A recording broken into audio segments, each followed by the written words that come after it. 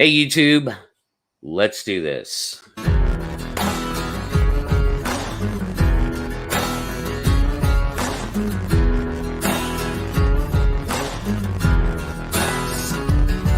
Well, I started this story in the middle of the page. I remembered the lines and forgot my age. When somebody said my attitude was snotty, that's when you call and say get out tonight. I catch a late night movie on a late night flight. I'll be getting real drunk and making fun of everybody. Ain't nobody gonna get me down. Something must have gone around. Hey, you can stick that sign up your ass. The one that says it won't last. My sugar buzz is growing higher and higher every day. Your sarcasm cuts like a knife. I'll have the time of my life. My sugar buzz is growing higher and higher every day.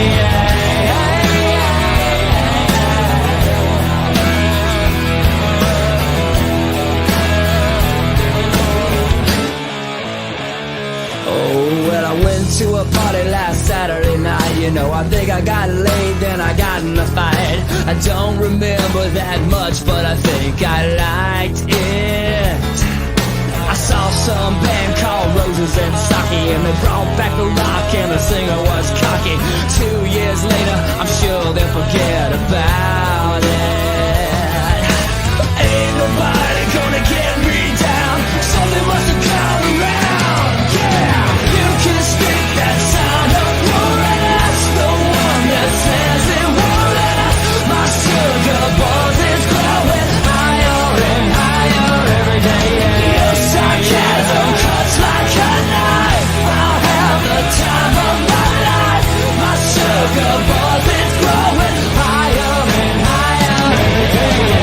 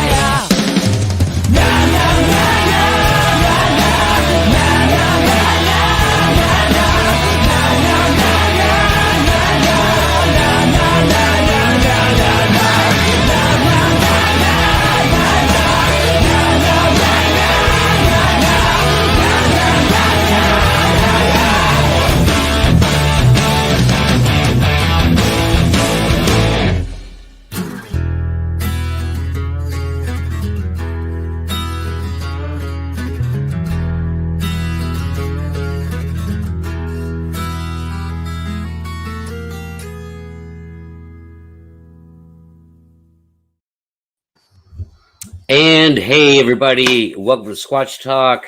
I'm Pat, and with us tonight is second appearance on the show, Mr. Benjamin Radford. How you doing tonight, bud? Doing good, man. Doing good.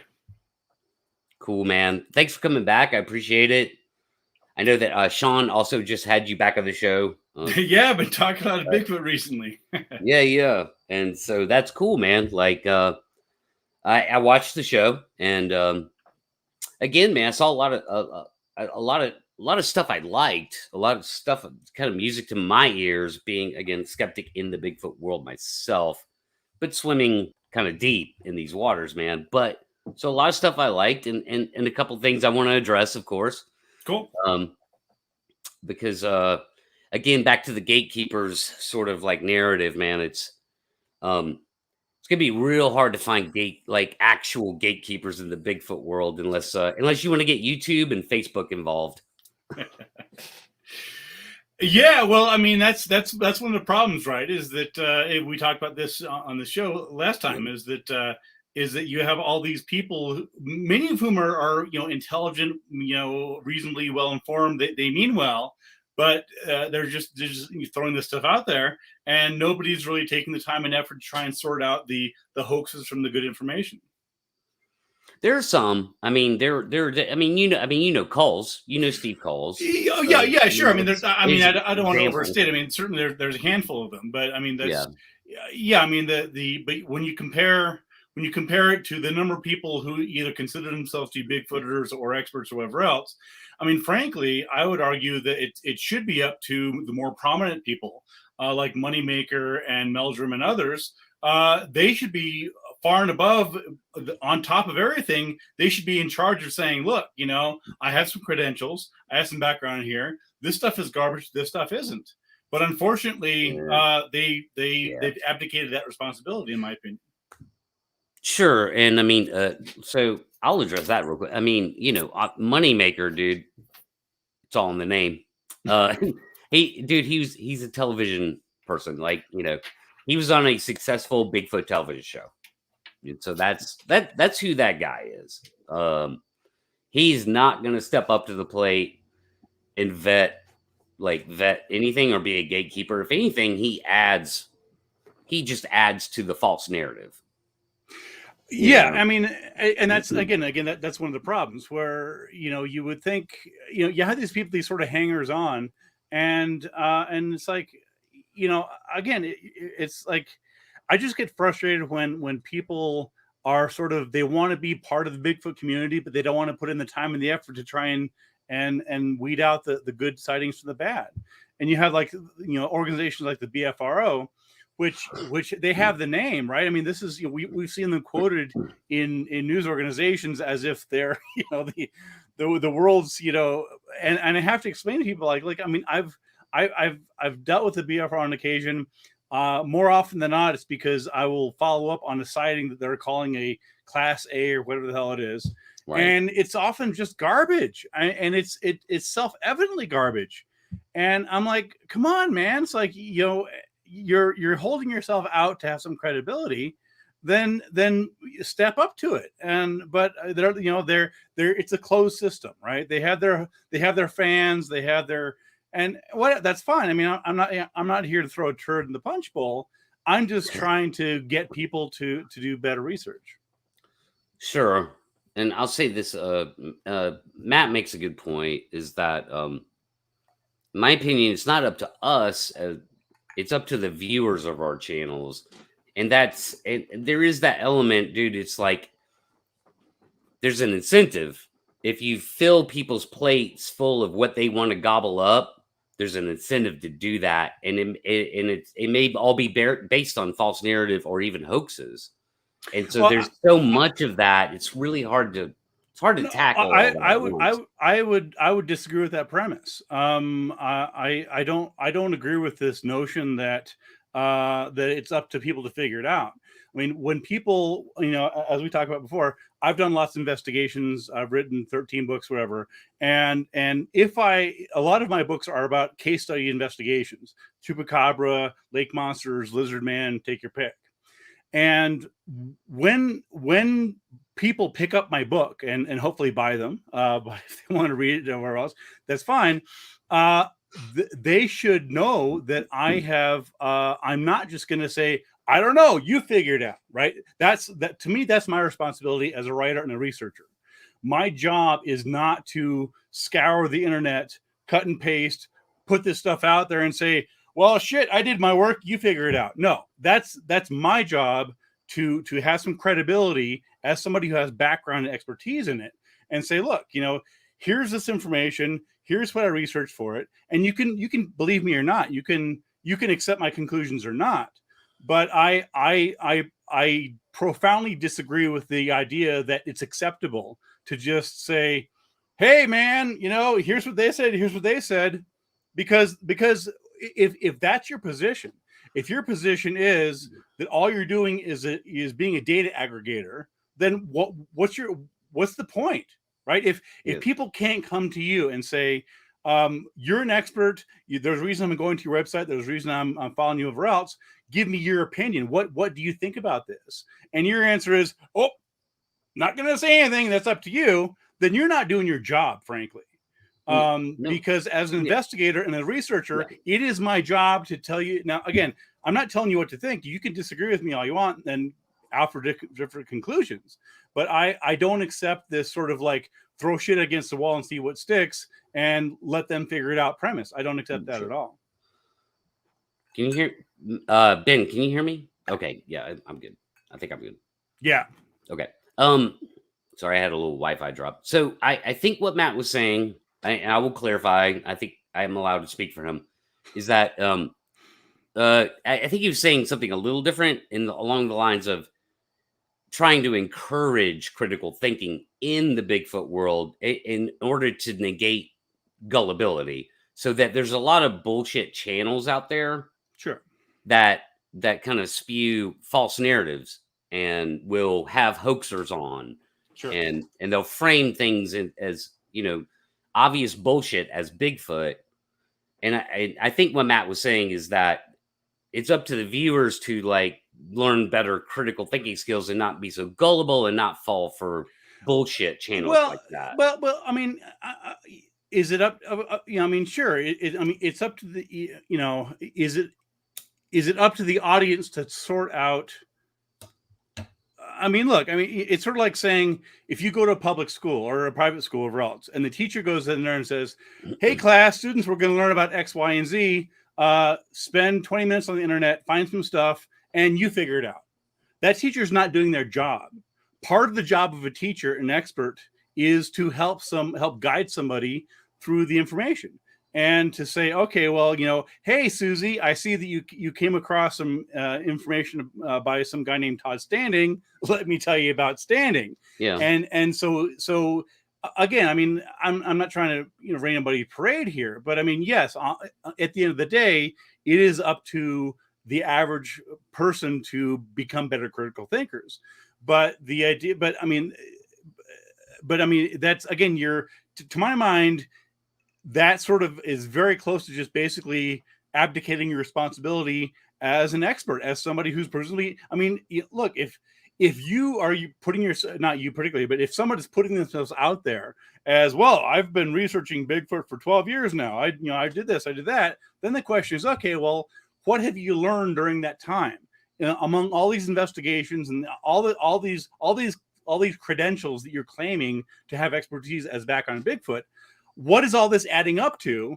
If when presented with evidence, you're like, well, I'm the expert here, but hey, you guys figure it out. So that's I say there are no experts, but there aren't any yet. I think the experts are waiting in the wings. I wouldn't say that's quite true, because if there's no experts, then what's Jeff Meldrum? I mean, if he's a legitimate expert in some things. The question is, yes, in something that the 99.99999% of the world isn't. Morphology. Well, so. Right, but again, I mean, but the thing is, you can be an expert in something that hasn't been proven to exist. For example, look at priests, rabbis, imams, right? You have people who are experts in religion. Now, that doesn't, just because you have a priest, or just because you have a Roman Catholic priest, doesn't mean that God has been proven to exist. It just means that that person is legitimate, actual expert in that belief system. Whether that belief system is based in reality or not is a completely different issue. So, a person can be an expert. I mean, there are professional astrologers who've been astrologers for 20 years and they know all about astrology. That doesn't mean the astrology is valid. So, in the same way, you could be an expert in for example, ghost folklore, or you can be an expert in cryptozoology and different aspects of that. So, again, I think it's a little disingenuous to say, well, there are no experts, throw out the window, because if Bigfoot is a real actual extant animal, then it has to fit in with the family tree. It has to fit in with different branches. It has to eat. It has to breathe. So anyway, that's what I'm saying. Is that it's certainly true. It's certainly fair to say that there are no experts in Bigfoot per se, but there are experts in Bigfoot sightings. There are experts in video analysis and so on. Yeah, sure, sure. I'll concede that point. I mean, it's getting it's getting into the minutia a little bit, Okay. Well, but I'm just throwing it out there. but when it comes to Meldrum, and I actually don't want to get onto a Meldrum topic here, honestly. Sure, that's fine. Is Meldrum's not a expert in mystical shit. He's an expert on an actual thing, which is the evolution of bipedalism in hominids. So Right. so that's a real expertise being brought to the table with the Bigfoot phenomenon. Yes, not mystical shit. with the caveat that again he has expertise in that field, but we don't have a body for him to examine. So it's one of the things where you can be an expert in that field. Like or let's just take a different example. Let's talk about tracking. Right, there are expert trackers. I know a couple of them. I mean, there are people. I know one too. Yeah, I mean, they are absolutely world-class expert trackers. They can do things that are just amazing. And they by definition and through their experience and certifications and training, they can find things that you and I would completely miss. So they do have a leg up in terms of trying to find Bigfoot tracks and distinguishing something that's potentially Bigfoot that's a track. level of expertise. Absolutely. Exactly. But again, the skill set that skill set doesn't necessarily translate immediately into being an expert on Bigfoot, because there's still this big black box, this big question mark in the middle. Exactly. Yes. All right. So we kind of chased ourselves into there you go. Agreeing with each other. There you go. We'll have to agree to agree. Yeah. Exactly. The other thing I wanted to touch on is like you brought up the Melbourne Ketchum study. And actually it's like I'm not sure that you know this or not, but it's like number one, like really most people in the Bigfoot community rejected the Melbourne Ketchum study just because it was disappointing to them or whatever. Right. And there were lots of reasons to reject the Ketchum study. Yeah. I'm just saying I'm talking about people inside the Bigfoot world who were like ready to gobble up some, what was being pitched as like proof coming, right? Proof coming. And no, like the Bigfoot world's like kind of took a step back and went, what the fuck is this? Like, this is bullshit, And and I've been critical about it. Like I've been on shows that have been critical about it. So, I mean, things like that actually like, it's not a thing. It's a very small niche of people that hold on to that with a cherished belief, because the whole narrative is really, honestly, I don't even know if you know this or not. I think you do. You probably do. The whole narrative around that study was a Nephilim narrative. I do recall that. So I certainly agree with you that the Ketchum study, number one, was rife with problems and is not widely accepted. Not at all. Well, right, but here's where I'm going to question you on this. So name me prominent Bigfoot experts at the time, and I remember this very clearly because I covered this for Live Science. Name me prominent Bigfoot experts at the time who were being quoted, besides me, in news media saying that Ketchum study was garbage. Give me some examples, because I don't remember Meldrum doing it. He did. And I mean, So if we go back, we look at the original reporting when Melba Ketchum was making her national news. We're going to find Meldrum quoted criticizing her. You're saying that he maybe. I'm just asking because I'm going to check this because I don't remember that at all. That's deep, way deep recall, because it was a long time ago. He might have kept quiet about it for a minute, but I mean, if you ask him to this day, here's all the problems with the Ketchum study. Like, so I've only ever heard him publicly criticize it, never once support it. Is that fair enough? Yeah, but again, I mean, that was what, 8-10 years ago. I mean, my question was at the time, because I remember, again, I'm not saying I have perfect memory of it. I don't as far to the best of my recall, and somebody can Google this, while we're talking about it. To the best of my recall, because there was a big Ketchum study, it was making news. I was asked to comment on it, and I don't recall a single prominent Bigfoot proponent who was coming out criticizing her at the time. Now, weeks and months later, people were sort of grumbling, but I don't I could be wrong. I don't recall any prominent Bigfoot proponents coming up and saying this study is garbage. Don't pay attention to it at the time. I could. Yeah, be I'm not. Dude. I'll be honest with you. Just I'm not qualified to answer that question one way or the other. Fair enough. Like all I know is that I've only heard Meldrum ever criticize it, never say this is amazing stuff. So and that's fine.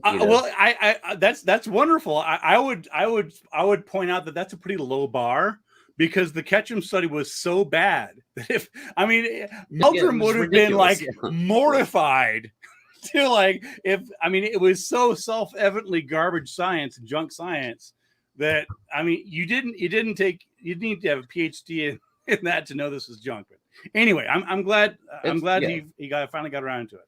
Well, another thing that we criticize is the David Paulides 411 narratives. That's another heavy criticism that we have here in sort of the groups and group coalition that I have. We're willing to criticize that missing 411 narrative, because it's a false narrative. It's absolute false narrative. Yeah, no, and I respect that. You and Stewart. I've seen people who are. That's great. So I think I would suggest that cases such as the missing 411 stuff and the Ketchum are low hanging fruit. These are like among the worst of the worst examples. So I'm certainly glad that people are dismissing them. But they're also high profile things, especially 411 it's basically people go missing in the woods. Let's add a spooky narrative entertainment to it. Think what you want of David Paulides. He's successful as hell, So it's high profile shit, dude. And to criticize high profile stuff brings way more shit down on your shoulders. Absolutely. And I haven't dug to, the little that I've researched is I looked into the Skeptical Inquirer magazine had a piece on the missing 411. I'm going to say maybe 5 years ago. I think Kyle Polich did that. And it was a pretty good piece. And it was just clear to me just from reading. I edited the piece because it came to me in the magazine. I'm like, this stuff is junk. And to this day, I have people like, oh, have you seen this stuff? I'm like, oh, God, yes. Like, come on. Yeah. Anyway, yeah. But yeah, it's stuff like that. And you so I know what you're saying when you say it's low hanging fruit, but in the Bigfoot world, it's not. It's not easy to criticize these people who have cherished beliefs in this stuff, man. They gobble up the missing 411 narrative, and they go out and they start spewing Bigfoot takes people, and it's like it spreads like wildfire, dude. And if you fucking question that narrative, they'll attack you like crazy. You wouldn't believe it, dude. I get hate mail from stuff that I wrote 15 years ago, so I'm familiar with that. I know, man, but and I know that you dipping out of the cryptozoology thing, and that includes Bigfoot. I'm just telling you from a perspective as somebody that I have a show. Like I'm talking to my audience right now, dude, saying all this shit, No, absolutely. And I totally respect that. I wish more people would come out. And I've had conversations on Facebook where, again, people who don't know any better are like, oh, did you see this amazing stuff about the missing 401 stuff? And the rest of us are rolling our eyes. We're like, wow, welcome to the club. Have a seat. Right. Yeah. Let me explain something to you. And this actually gets back to what we were talking about before is I'm a member of a handful of groups, mostly on Facebook, related to Bigfoot. And you see these newbies. I assume they're trolls or just people who just are just. But they just post this crap that the rest of us, we know we've done this. We're like, that was debunked 2 years ago. That was debunked a decade ago. And they bring up these things, and it's just it gets so frustrating to me because it's like, again, there's the gatekeeping. And so, it's a balance, right? Because you don't want to discourage people from contributing, right? You want to encourage people to come in, new people bring ideas over else. You want new, fresh blood. You want people to respectfully engage in conversation and bounce around ideas. But at the same time, you have to spend 2/3 of your time explaining and debunking crap that everybody, that 90% of the people reading this know this is garbage, and some people bother to like, well, actually, and the rest of us are just like, I am time for this shit. I guess at the end of the day, what I'm saying is, man, when you're in as deep as I am, it's hard to put out these 10,000 fucking fires. I'm sure. It's hard enough. I mean, you got people posting, still shots from like movie sets, like low budget Bigfoot movie sets, and they look good, but it's easy to find out it's from a low budget movie set, and that's so how do you not just rake them over the coals? I mean, I'm just like, come on, man. You do. It's like either you're a troll or you're not really qualified to post here because you haven't done basic research. And it's just annoying for the rest of us who are trying to do. That goes back to the gullible element, right? So there might be 100 comments on that, and you or me, anyone like us, puts, man, this is from a movie set, and here's the title of the movie, and all that bullshit, and maybe even link a YouTube video where somebody else has like made a vlog about it, right? And it's just crickets, man. Or you get banned. Some admin comes along and just kicks you out of the chat.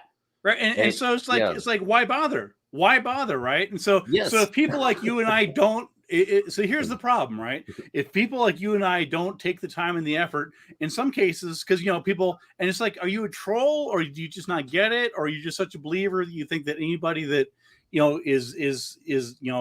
doesn't believe as you do, and so you're just like, it's just, at some point, you're just like, I don't have time for this. And then, but then but here's the problem, right? If no one does it, then they're like, well, I posted this and nobody refuted it. Well, it's because everybody knew it was bullshit. No one wanted to waste their time doing your work for you. 20 seconds in Google, man. Come on. Yeah. But usually, dude, I will notice that wherever like really bad misinformation, and again, you can call it low-hanging fruit. It is what it is. It's the majority of shit that gets posted is bad stuff. You're right. And you'll always find at least one person in the comments that goes, hey, did you know that this is actually XYZ, blah, blah, blah, blah, blah. There's always somebody there who's challenging it. Sometimes that person is me. Yeah, me too. But again, it's just, and again, more power to them. And I mean, but at some point, look, as I get older and as I've done this for a long time, I ain't got time for that. It's like, there's me neither. And so I want to move in a different direction. Exactly. Yeah. So I don't know. We got wrapped up deeply into that. So I mean, we could definitely move on from that, man. It's just the whole gatekeepers narrative, man. I just wanted to hash that out a little bit, but yeah, I mean, moving forward, another thing you said, I just wanted to address it real quick, is what you would do. It was a very well-written question that was posed to you. And, what would you do if you found tracks in the woods? Mm-hmm. And your answer to that was basically what almost all Bigfooters actually do. Like, believe it or not, most of them go out in the woods with 5-minute mud ready to cast tracks if they find them, and they won't contaminate the area. They will, they'll do their best not to contaminate the area, and they'll try and find, the direction they came from, and whether how good of a tracker they are, the direction they went, right? And so, I mean, I was just asked what I would do. I wasn't right. I wasn't asked to contrast it with what other people do. I was just asked what I would do. Right. So yeah, I mean, I didn't mean my answer. My answer didn't mean to suggest that other people don't do that. I just like the question I was asked was, what would you do if you found tracks? And my answer was, well, a couple things, clear the area, interview people, photograph and document, whatever else. So yeah, and certainly there are people doing that. Yeah. Yeah, I wasn't trying to say that you were being insulting. Yeah. I just no, and that's fair enough. Unfortunately, as you know, the bulk of the Bigfoot evidence is it's ambiguous sightings, right? It's somebody saw something across the river and it's gone, Sightings. and yeah, and it's Yeah. like, and that's all well and good, but I mean, it doesn't get you anywhere, and No, this is I agree with you on this. Like, so when it comes to the anecdotal accounts, you and I both agree on one thing. That's not scientific evidence. But it's not it may yeah, lead to scientific evidence, but right, by itself it's right. not. By Yeah. itself, it's not, and that is true. There's no amount of anecdote you can bring to the table to change the reality of the world, if that makes any sense.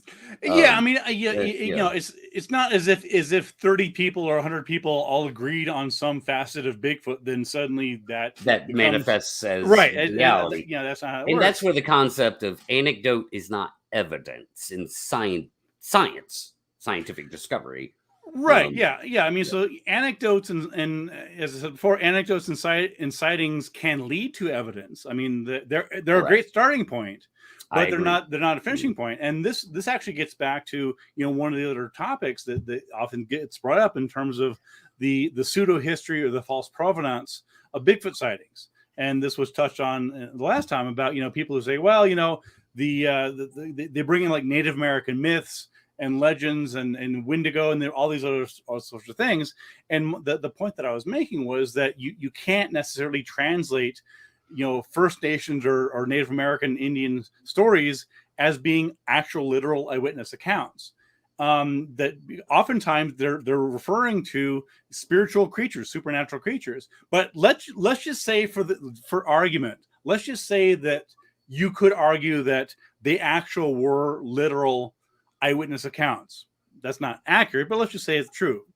Even then, we're still at anecdotes. We're still at stories. So all you're doing is Yeah. backfilling the history of Bigfoot. So in other words, again, I don't accept the premise, the very common premise that, well, Bigfoot was known to the Native Americans 200 years ago. We know this because of this story and this story, this story, because they weren't referring to actual physical creatures, referring to spiritual ones. But even if that were true, even if they had said, yes, this person says they saw something and it was literally that doesn't get us anywhere. It's Yeah, exactly like modern sightings. So whether the sighting yeah. happened to a Native American 200 years ago or the sighting happened to you last week, it doesn't matter because it doesn't move the ball forward. It doesn't tell us anything about Bigfoot. It doesn't get us to proving anything. Yeah, that is true. And so, yeah, I was saying that, like, dude, I just deal in modern, like, let's say PG film till now. That's what I deal in because there's no way to independently verify anything, I way back agree. when. And you know what? Here's what I'll say. If there's an undiscovered hominid walking around North America, then Native Americans surely saw them. And I'll just kind of leave it at that. It doesn't not No, like yeah. I can't argue with that. You're absolutely So right. that's where I'm at with that. That's where I like to let that lie because trying to debate, the whole Native American sort of like piece of that is I just agree that it's not worth it's not going to move the ball down the field. It's It's not. just going to waste our time Yeah, and debating again, that. it's when you talk to ethnologists and anthropologists and oftentimes First Nations in Canada and I mean, they will flat out tell you, like, yes, what you're talking about is a spiritual entity. They weren't describing some 12-foot tall bipedal creature. But again, even if we accept that, I mean, and I have on a shelf behind me, I've got 4 or 5 books all about, well, the Native American by Kathy Strain, I think, Masco Strain, a couple other people who, I mean, they've built this sort of subgenre of Bigfoot literature around making this argument about how Native American myths and legends were early accounts. And for people, if you seen Lake Monster Traditions by Michelle Merger, excellent book. It's looking at, it's called Lake Monster Traditions, and it looks at the folklore of lake monsters. And I know this is lake monsters, not Bigfoot, but there's very strong parallels, of course. And he does a great job. I think the book came out in like the late 70s. And it's an excellent example of of looking at these First Nations and other stories from a folkloric point of view, and recognizing that oftentimes what they were describing was not meant to reflect a literal creature. Anyway, no, I mean I agree. I think it was John Green that said once in an interview a very long time ago. He said, you know, the blurred lines between reality and the spiritual world in the Native American folklore there are a lot of blurry lines. Yeah, and which is fine. Well, I mean that's not a criticism of legend. It's just it just did, man. And Green is exactly right, and it's precisely because of that I generally don't get into debates about, because again, even if they're right, it doesn't help prove Bigfoot. So what's the point? No, I agree. It's angels dancing on the head of a pin. Yeah, I think we. All right, we're gonna have to agree to agree sum again. that up, man. It's like, find something we disagree with. Well, oh yeah, like Robert Lazar is not full of shit. Just kidding. Just kidding. We're not going down that road. No, not worth it. No, we're not doing it. But no, like it's like I tell people, you know, like people that come into the Bigfoot world and they get their sure you've heard the Albert Ostman story. Oh yeah. You know, they get their, like, it's like, dude, it's a fantastic story. There's zero way to verify that at all. There's no one alive that you could even approach to try and verify it, right? And even at the time, if I'm recalling the story correctly, even at the time, he said it happened like 30 years earlier. Yeah. He said that, I mean, come on. The whole thing is, I mean, it's just not worth going. It's not worth going down that road. It's an entertaining story, and let's just leave it at that. It doesn't do anything for the, you know, proof of existence of Bigfoot. Nothing at all. Well, right, but see, here's one of the problems, right? Is that for people who are trying to pull together a book or a podcast or material on Bigfoot, is that if we force them to focus on the good quality evidence, suddenly it goes from this pyramid shape to like, we're like, okay, we got this, okay, and then if we say, okay, well, we can all agree that these categories of Bigfoot evidence are maybe interesting, but they're not active. They're not fertile. They're not going to get us anywhere. They're sort of background. And the problem is that if people agreed to that, if people recognize that, they would have to throw away 70, 80% more and be forced, and they're like, no, they don't want to give that up. They don't want to give up. They're like, no, I want to write 30 pages about Ostman's thing. I want to write 20 pages about, and it's like the entertainment side, dude. Yeah, which is fine, but again, it's not solving the mystery. It's not putting forth time and effort and thought into trying to move the ball forward and achieve the ultimate goal of figuring out what the hell Bigfoot are if they exist. I agree. We're not going to get there through the, those stories are not going to get anything there. Yeah. I'm not even convinced, a piece of paper will get us there that has a bunch of data on it that no one else can understand other than the person reading the piece of paper. Yeah, I mean, maybe DNA. I'm not saying DNA is not important, but I don't think it'll prove anything. I don't know. Well, yeah, I mean, it depends on, oftentimes, of course, as you know, there's what's called an argument from ignorance, right? A lack of data. So you often see this, as you know, when people talk about, Bigfoot data, for example, the Ketchum is one example. I won't go into that black hole, but people will say, well, there was a suspected Bigfoot blood or hair or something, and it came back, unknown or undetermined. Ooh, isn't this mysterious? No, not really. It's not. It's really not. No, I agree. That word doesn't mean what you think it means. All that means, unknown or undetermined. All that means is that they couldn't match it to whatever the reference samples were. It doesn't mean it's some mysterious unknown entity. It could be that the DNA was too degraded by time or weather or sun or any number of things. I mean, there's any number of reasons why you could do a test and it comes back undetermined. And yet over and over again, and you see this as much as I do, and it's frustrating because again, it's a sideshow. It's a red herring. It's not getting us towards good quality evidence because they're so busy saying, well, look at this. This is undetermined. I mean, there was a case, remember, there was a case I wrote about where there were some, I think it was in the Blue Mountain, and there were some alleged Bigfoot hares.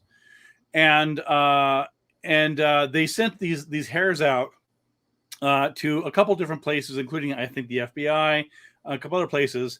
And we got all across the spectrum, right? So there were people that were saying that it was human hair, and some people were saying that it was like undetermined. And then finally, one guy identified it. It was Dynel fiber. It was an industrial fiber used in wigs, right? And so the lesson here is that these samples, and I'm forgetting some of the details, but I wrote about this. I think from the Blue Mountains. These samples, again, they were sent to supposed experts. The supposed experts said different things. One said they were human. One said they were undetermined. Another person said they weren't human, and they were eventually identified as being synthetic Dynel fibers, right? And so it's good that we finally got that answer. But let's back up a minute, right? If we now know they were in fact synthetic from wig hair, for example, then what about those tests where some person said it's clearly human hair? Well, they were wrong. Were they lying? Did the men in black get to them? No, they were just wrong. People are sometimes wrong, and that's just a lot wrong. A lot wrong, yeah. But anyway, all right. I'm gonna bring in my first panel member tonight, and should be interesting. Welcome to the show, Patrick Vaugn. How you doing, bud? I'm doing well. How are you? There's Patrick. If you could just because like the audience knows who you are, but Benjamin may not. If you could just give us a brief description of yourself, like what do you do for a living and your extracurricular kind of professions that you have, just. Patrick Vaugn. I have two careers of thermoplastics engineering and CAD drafting, design, and fabrication. And I've been teaching primitive living skills and as a primitive survivalist. Tracking is my specialty. I teach knife-only survival also. All right, thanks, man. So what's up, bro? What would you like to ask Benjamin? What hypothesis is your research based off of? What hypotheses? About what question specifically? Well, hypothesis is a question that's in your head about the target species or subject matter at hand. So what hypothesis is your research based on in the subject matter? What hypotheses? Well, I'm not sure I fully understand your question. The main hypotheses that I would approach it are that Bigfoot is a actual animal. It's not a interdimensional being. It doesn't zip in and out of reality, and is therefore subject to ordinary pressures, or environmental pressures, things like that, anatomical, morphological ones as well. So that's one hypothesis. Another one is goes back to the eyewitness accounts. I have a degree in psychology, and one thing that we see over and over again is sort of like Pat and I were talking about before, is that there are many areas in which eyewitness accounts can be fallible. There's mistakes in memory. There's mistakes in perception. There's mistakes in transcription. So there are all sorts of different stages between a eyewitness sighting of something, whatever that thing might be. It could have been Bigfoot, could have been whatever it was. There are several different stages in the process between an experience and a later depiction or translation of that experience. They have to see it, they have to remember it, and things like that. So that's another hypothesis. Again, it depends on what exact it depends on what area you're talking about. All right. What experiments are you using to prove or disprove your theories of your hypothesis? I'm not sure what experiments you're talking about.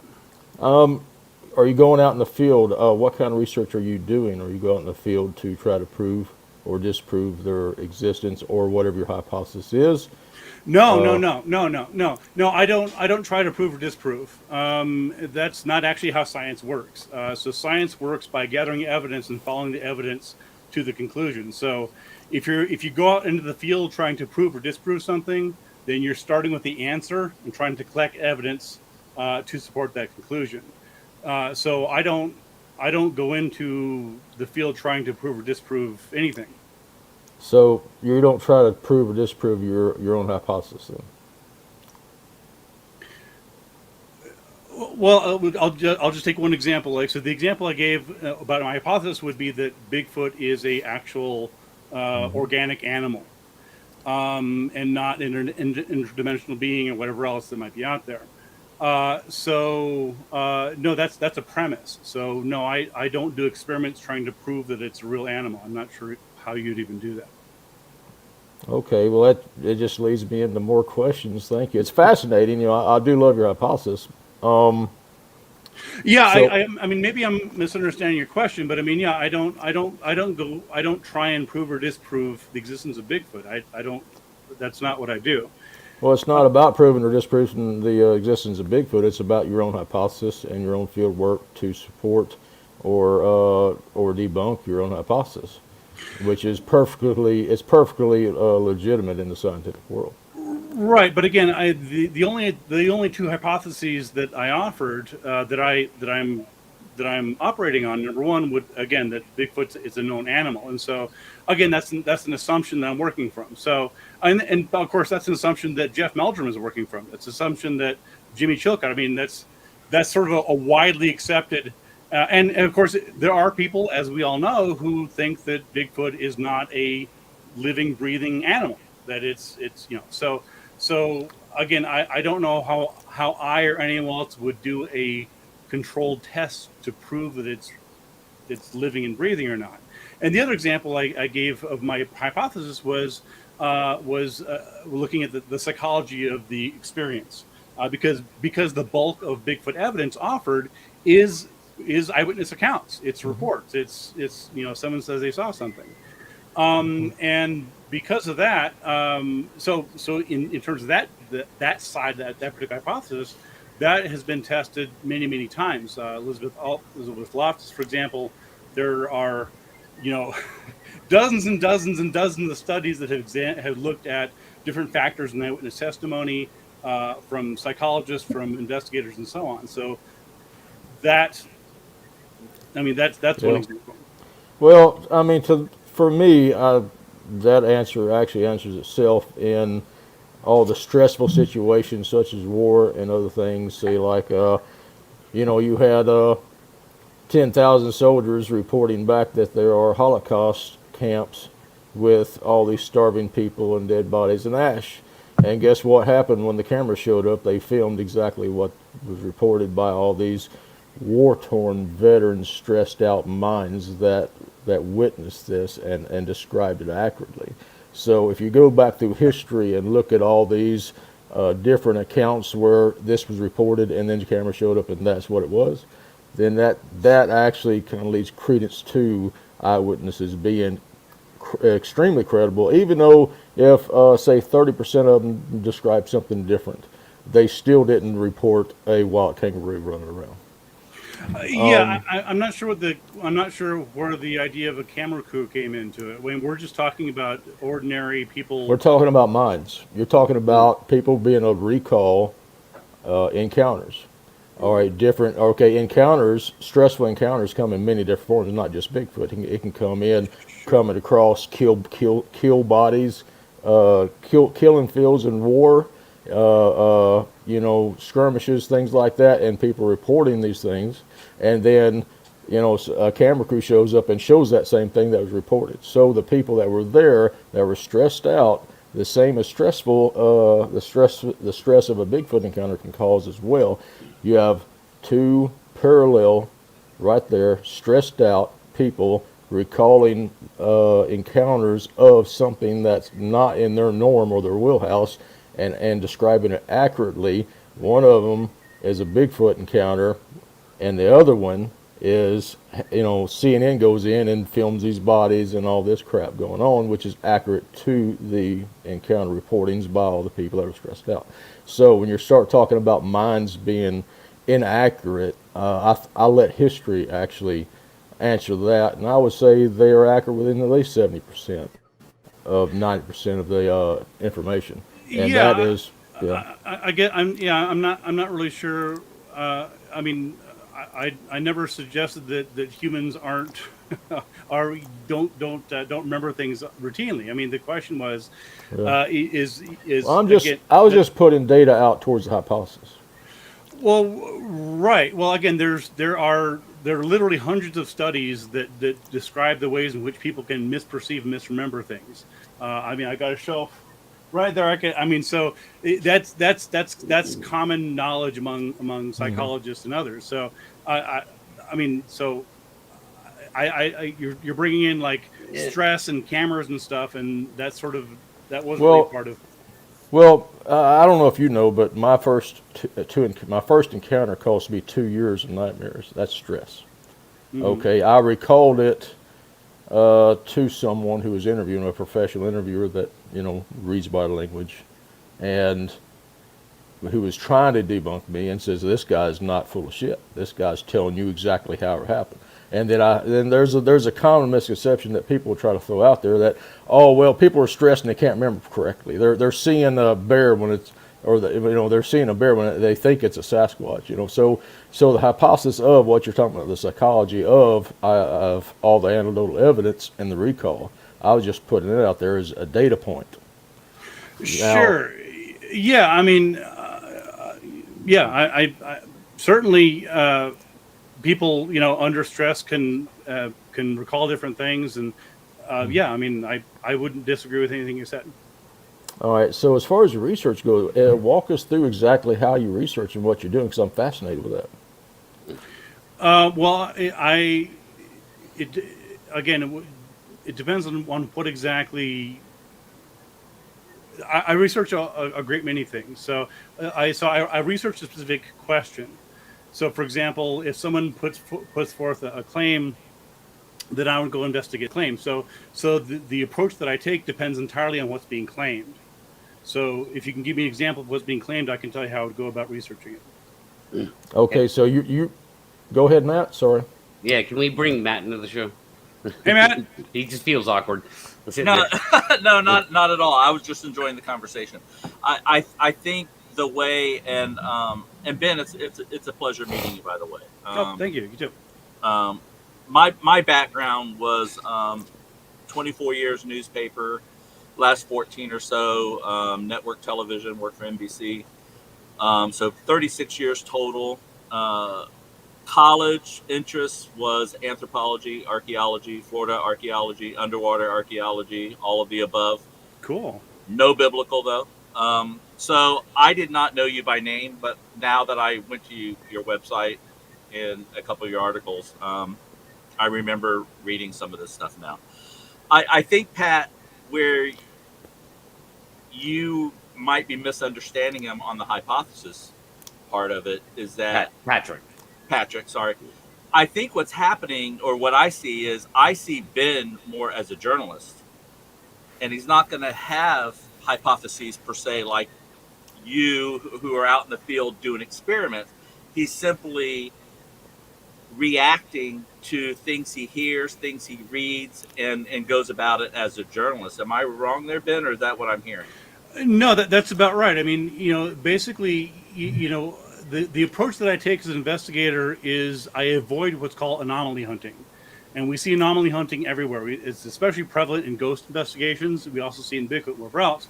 And so an example of anomaly hunting in Bigfoot research would be to go out into the woods and bang on some trees or blast out some howls and then wait a couple hours or wait however, and then wait for something. right? Some supposed anomaly. It could be something in the forest. It could be, again, there's no predetermined criteria for what that response will be. And so they're essentially waiting for some anomaly and then basically generating that in the process. And that's not what I do. Again, I try and do the opposite of that. And so I take a specific claim. So I claim, for example, that the Skookum cast is or must be or is likely to be of a kneeling Sasquatch, for example. Or I take the claim that a print that you can see what are called dermal ridges or fingerprints in a cast and look at that one. So I operate on a claim being presented to me. I don't try and generate new anomalies. Does that make sense? Yes, i.e., you're not a researcher. You're not in the field. You're approaching this. Yeah, I mean, I have done some field research, but again, it's in the context of investigating specific claims. Right. Yeah. Right. So yeah. So you're an investigative journalist. Yeah, basically. Yeah. So for example, yeah, and I think the distinction Matt's making is actually valuable here because, like, an investigative journalist, unlike, for example, somebody on Finding Bigfoot or a TV show, is not going to go and spend a week in the woods, right, wandering around looking for anything weird. That's not what they do. They interview experts. They examine evidence or whatever's being put forth, and they examine that. So you contrast that with, for example, a BFRO researcher or somebody who's on a TV show, and they are intentionally going out into the field and they're looking. Their entire purpose is to try and find evidence of Bigfoot or whatever else is out there, and that's contrasted, as Matt mentioned, with the purpose of a journalist who their goal is not to go out there and find Bigfoot. Their goal is to understand the broader phenomena.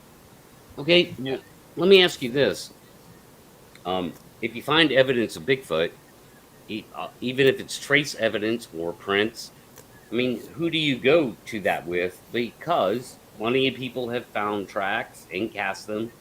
We have probably thousands of tracks cast at this point, and whatever percentage of those are real, right? They're not all fake, or maybe they're all fake. And what's going on with that? I'm sure they're not all faked. Yeah, so we have trace evidence. Where do you go with that? Do you go to your local Fox 5 news channel, or do you actually call a wildlife official that will just show up and go, either that's a double step there, or I don't know what that is, because they have careers they don't want to mess with.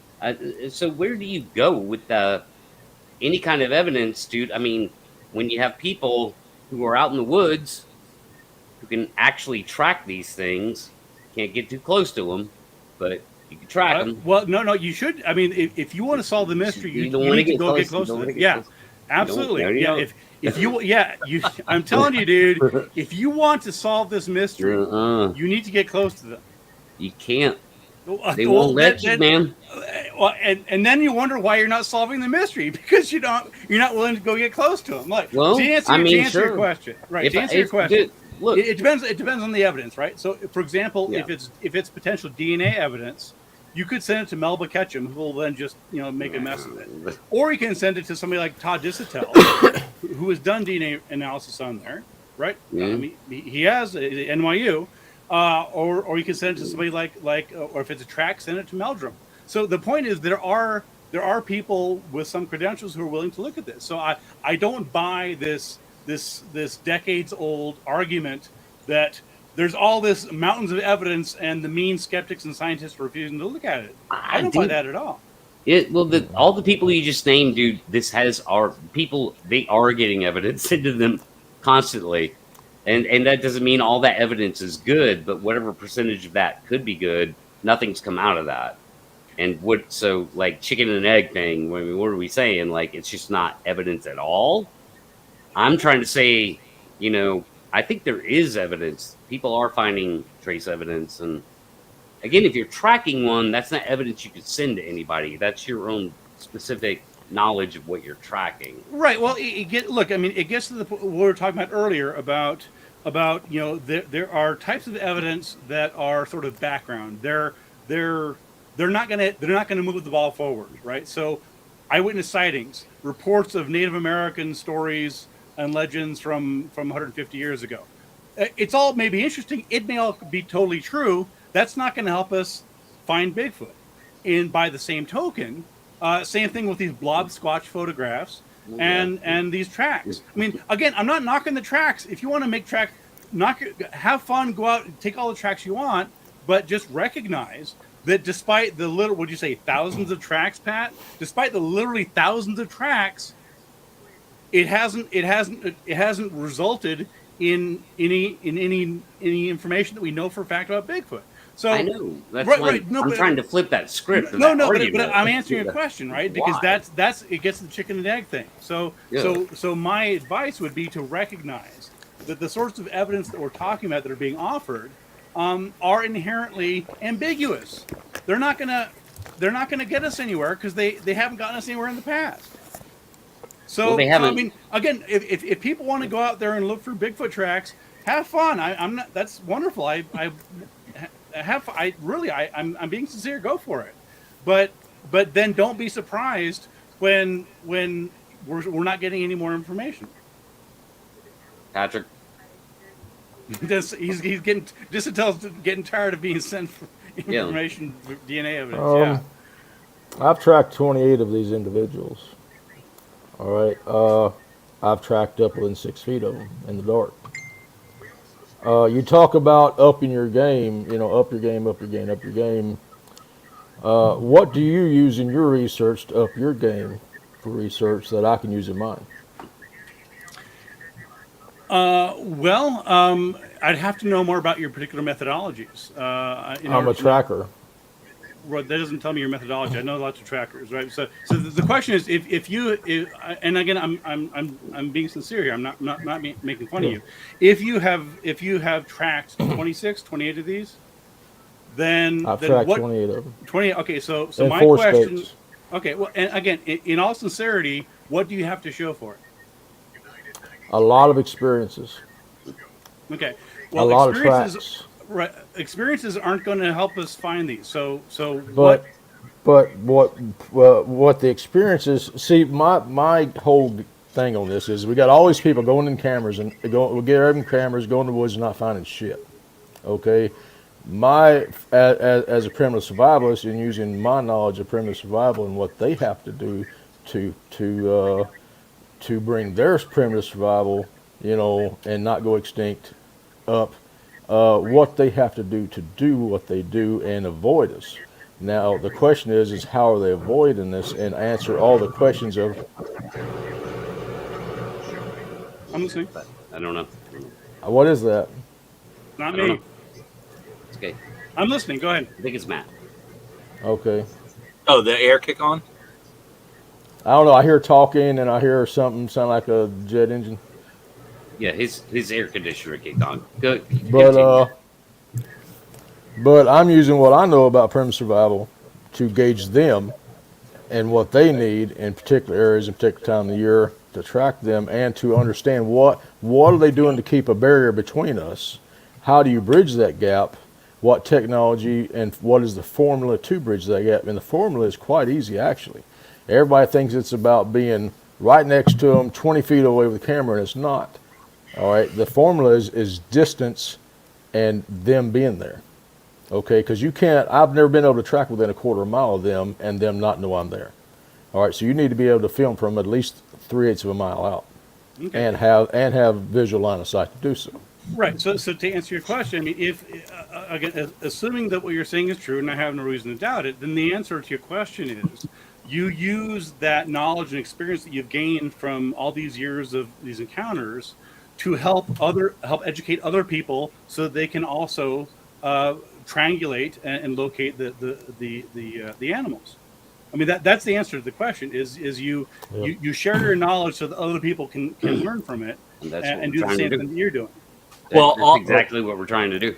And also, I this is what I've been saying all along is getting, and I know the chat's going to go crazy, but getting somewhat of experts of different expertise. Maybe I should say expertise and not experts. Like if Patrick and I, and Pat with his drone, if the three of us ever got together, it's a pretty strong team. True. Because I'm the only one with the camera that I have that can see that half mile. And it drives me crazy to see the blob squatch. Now, I'm coming at this like you've been. I'm coming at it as a photojournalist. So it wasn't until I hooked up with Squatch Talk and Curious Cryptid and Leon that I realized, okay, yeah, I get the scientific element. My background was science. My interest was science. I'm not here to do that. I'm here to capture something. My ideal situation would be 15 seconds of video at 100 yards safely. And I have the gear to do that. I don't have the tracking to do that. So you put a Pat with a Matt and a Pat with a Patrick with a drone, and you got these different elements. I haven't seen the super team built. There's not the team. And bring in an arborist, like Max Powers was saying. Someone that knows trees and why trees break and that sort of thing. I'm looking for, along with Max, in building that team of people that has all the specialties you need to know. Like, I'm wasting time having to learn what animal made that sound.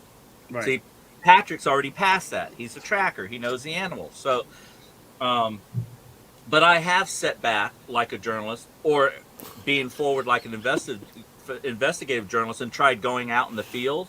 Mm-hmm. And it's hard because there's so many other elements to learn. How to walk in a swamp, how not to get your ass bit by a snake. And then someone brings up, oh, Matt, you're a bleeder. Watch out for that hog. If he gores you, I went, what?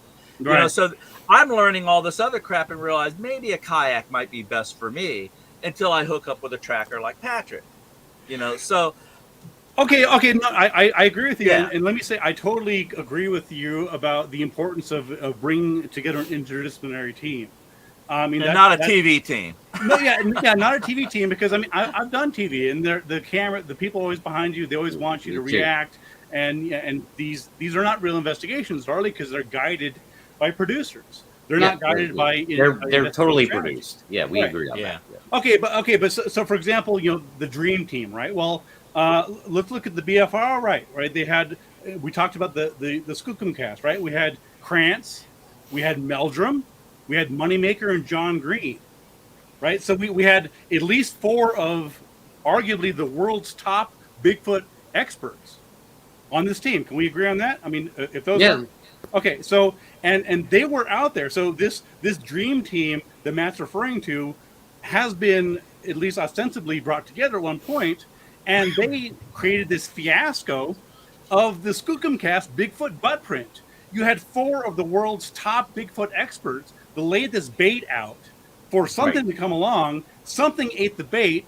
They don't have a photograph of it. They have no idea what the hell it was. So even this equipped team of experts. So I agree. With what you're saying. What you're saying is true, but that was, none of those guys were proactive. They couldn't. I don't know if they could chase down a bobcat. Okay, so yeah. So who was the photographer in the bunch, though, of the 4 you mentioned? Not one. Exactly. So yeah, John Green. What a freaking waste of time. Yeah. I could not agree with you more. But I agree it was a waste of time. But my point here is that somebody can say, well, because when you hear the argument that, well, we haven't thrown enough money at it, we haven't thrown the right team at it. You can always make that argument, no matter who you have on a team, no matter how much money thrown at something. You can always argue, if we had more money, if we had another camera crew, you can always make that argument, which is fine. But at some point, you have to say, look, we should have been able to get something more than we have now, given the resources invested. Not really. That's not really the case at all. Why is that? They wash your hands. They want your hands empty. Okay, if you give the 1/4 mile in, they want your hands empty, or they're not going to come around you. Well, but if you've learned these techniques through your experience, and I'm willing to give you the benefit of the doubt that you have, that's all well and good. So my question is, if these are tips, if these are experiential knowledge that you can bring to the team, then we're working on it. But you're always, one time, we're going to have this conversation in 20 years, and the answer is going to be we're still working on it. All right, the one Hopefully time, not, dude. I'm trying to say no. The one time we won't be having this conversation in 20 years, dude. The one time I was able to get a cameraman close enough to film, it was 115 yards in the dark away from us, walking through the field with glowing red eyes, black mass. It's a Bigfoot. I tracked it and cast its tracks. I had a cameraman there, and the camera was shining over the back of me, and all you could see was his eyes out there walking. Okay, and it was at night. I tried to make it happen daytime. I couldn't make it happen because it has to be pitch black, or if it's not pitch black, that's what they like to operate in. But why does it have to be pitch black? I mean, I'll tell you what this reminds me of, and again, with all due respect, this reminds me of the spiritualists who in the 1800s and 1920s would say, I can contact the dead, I can totally contact the dead, but it has to be under my controlled conditions. I need everybody, no skeptics in the room, I need pitch black, like all the conditions under which there could be trickery. It was most easy for them. Those are certainly the conditions under which they could happen. So my question to you, Patrick, is why? Number one, how do you know that that's their requirements? Number two, why would that be the case? If these are living animals, then they appear in the daytime. I spent 16 years tracking and studying a family group of them. Okay, and I know there's a lot of people out there that say that, and I think it's total bullshit. But I did it, and I took a team out that said you're full of shit, and I took them out, and in 11 months they wouldn't go back out in the woods. With all due respect, I don't doubt that that's true. My question is, what do you have to show for it? And your answer was experiences. Well, what I have to show for it is casted tracks, and I have 6 eyewitnesses watching this thing in the field at dark with their naked eye. They could see it. And I have a camera shining over the back of me with eye shine out in the field, which is inconclusive, but it's a lot better than the damn Finding Bigfoot show did. I'll grant you that. We're on the same page. And I have a question. Have you done that? Have you tracked down a Bigfoot? I have not tracked down a Bigfoot. All right, then I've accomplished something you haven't. I'm certain you have. You've accomplished, if what you say is true, and I'm giving you the benefit of the doubt, then you've accomplished something that nobody else I know has done before. And also, and I would just add that I would be a little surprised that if someone's had said they had that much experience and they had over 24 encounters with them. 33 I would honestly, I would 33 expect encounters. I would expect something more substantive. Oh yeah, you should live that. Okay, you should live that. You'll be looking at yourself in the mirror. What the fuck is wrong with you? I'm sure. How come? I'm sure that's true. But here's the thing. Here's the thing. I'm not of the Bigfoot community. And he's not. I'm from the primitive survival groups that encounter these things and run into them out there doing my thing, and was concerned with safety to come in here and say, hey guys, they're real. They're there. And guess what? I got a community, whole community of believers that turns around and shits on me. Okay, so I'm not worried about them. Okay, I'm worried, and I don't serve. I understand people, and people have this perception, that perception. What I serve is the reality of the situation that's there. No matter how you skew it, no matter how you slant it, no matter how you slander it, the reality of the situation is what it is. And again, I mean, you may be right. I don't know. I wasn't there. None of us have accomplished what you've accomplished. All I can say is that I sincerely and genuinely wish that for all the time and effort that you put into it, that we had more to look at. Robert, that's because there hasn't been a 34th yet. Matt, go ahead, man. This is exactly what I was trying to explain to you. He's coming at it like a news producer or a news director. Mm-hmm. So this is exactly what I get from work. I've tried to have these conversations, and Ben is 100% right on.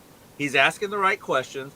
If he's going to do a story, he's not going to write anything that he can't, collaborate in some way. I believe Patrick. He probably believes Patrick, but we can't write that. We can't say, trust me. Oh, I know that. He's asking you, what do you have? And that is the problem. And that's why I came into it with, okay, I'm going to look at this at 200 yards. I'm going to grab the right camera and blah, blah, blah. But what I've walked into is a field, because I wasn't necessarily a Bigfoot either. I'm a believer, always had an interest. But then what you just said, I took a camera guy in at dark, and he shines a light with a wrong camera, no light, wrong light, and you got shining eyes. That's what frustrates me. When people say, well, what camera are you going to use to shoot at night? Well, you're going to use a thermal, or you're going to use night vision. You don't need a camera with a lens this big at night. It ain't going to work. Exactly. You got shutter speed issues, and you got you got all kinds of issues. And if you do get it, you got blur. You got the Patterson Gimlin film again, shooting at 1/15 of a second. I have two experts here, Brad, Matt, and Ben. I'm gonna throw a wrench in what you're talking about, and it's not to derail it; it's to get an answer. When I shine a light on one that's 6 feet, and the light doesn't refract back off of it for my eyes to perceive it, it's just its eyes staring at me, and I watch it stand up, and then I can rush forward within, right there with my spotlight on its back and find the hair right there in front of it, but it takes my light right there to find it. What light are you going to film them in? Well, you had a light. Did you have a thermal, or did you have night vision? I was just using a spotlight to track with for two ladies on a these two ladies were running an experiment to find out. There was a family group in there, and they were trying to find out what texture, color, and shape that they liked of objects, and they also had PVC pipe in there for them to manipulate and make different shapes with. And I would track the experiment out to make sure that no humans were going in there skewing results. And when I tracked in there, had a 14-inch track, five toes in the heel, walking in there, and that 17-inch track was staying out about 25 yards, keeping an eye on the one that was going in, according to the tracks. And it would go in and it would manipulate this experiment. Okay, and they wanted to go cast tracks, so I'm tracking, and I'm tracking along, and I'm in a zigzag pattern, and I'm sweeping along, and it's dark, and then I hit one. I see the pupils of something. I don't know what it is, and I hit it in the face, and it stands up. It's taller than me, and I back up. Okay, that was the experience. But when I hit it with my LED spotlight, which is I can see a quarter mile with it at 6 feet, it didn't show up, just its eyes. Okay. I mean, again, I'm sort of, I'm seeing, and I'm not sure how well this is going to go over here, but I'm seeing a lot of parallel with ghost hunters, right? Where you have people they're investigating in the dark. There's no reason to investigate in the dark. You can say they only come out at night. Well, are they invisible during the daytime? Presumably not. So then the question is, okay, well, you ask what kind of cameras are you going to use? And the answer is you can use any kinds of cameras. There's trail cameras. Invest in trail cams all over the place. If you've isolated them into one area, I'm presumably they're not migrating. I don't know. You haven't given me details. But if what you're saying is true, and I'm take you at your word, then there are ways to capture them without you being present. Trail cams and so on. Drones, take your pick. Well, I think I found out how. Get mad out there. I did experiments with technology. I would put technology out in the open, and I hide technology, and they'd walk right past the open technology and go tap on the technology I had camouflaged and unscented, hidden in a tree behind the bushes. Okay, they can pick technology out.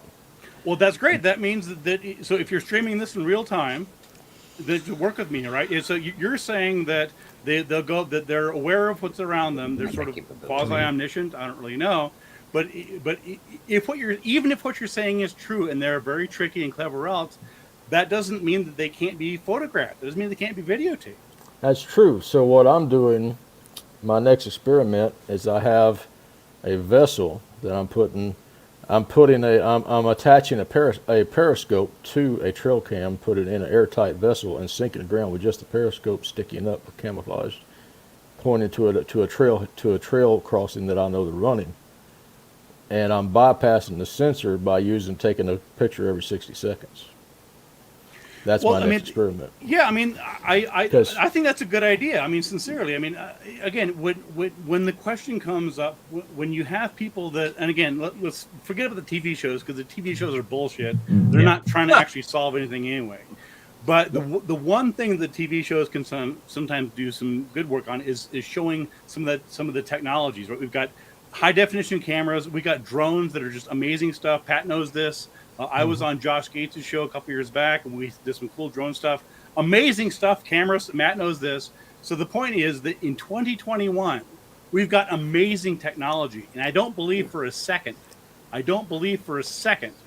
that if there are groups of these large bipedal animals, that they can't be or refuse to be, videotaped or photographed during the daytime. And if you know their area, just do it. I believe they can. If I didn't think they couldn't, then I wouldn't be trying. But drone technology would be great to have. However, how are you going to send a drone into where I'm tracking at, half a mile to a mile in, and drop down below canopy? I don't know if a drone can do that with just that a line of sight drone, or if you have to have a sat-link drone. Because I've been researching that for a couple of years now. Do I need a sat-link drone where I have a cubicle that I can sit at with a video screen and fly it, because the sat-link will allow me to go anywhere I want to go? Or am I limited, by line of sight, to where the further I go over the trees, the higher I have to go, and I don't have to shoot at a certain level to see down, skewing my vision? Yeah, that's the only option. I don't know how that... line of sight flight is the only option, and I'm telling you right now, if I could get 100 feet above them, I'll conclusively film them. Well, where I'm at, you'll be about 600 feet or 1,000 feet. So, I mean, you're talking about great technology. I'm saying 100 feet above them. If I can get the drone just 100 feet above them, I don't have to go down in the canopy. I can look through the canopy if it's hardwoods. Yeah, but I'm talking about 60-foot oak trees a mile in. Well, you'd have to help out with. We got an expert right here. Matt could help us, get stuff out there, set up trail cams. I mean, I was at Costco the other day. They got decent trail cams for $120.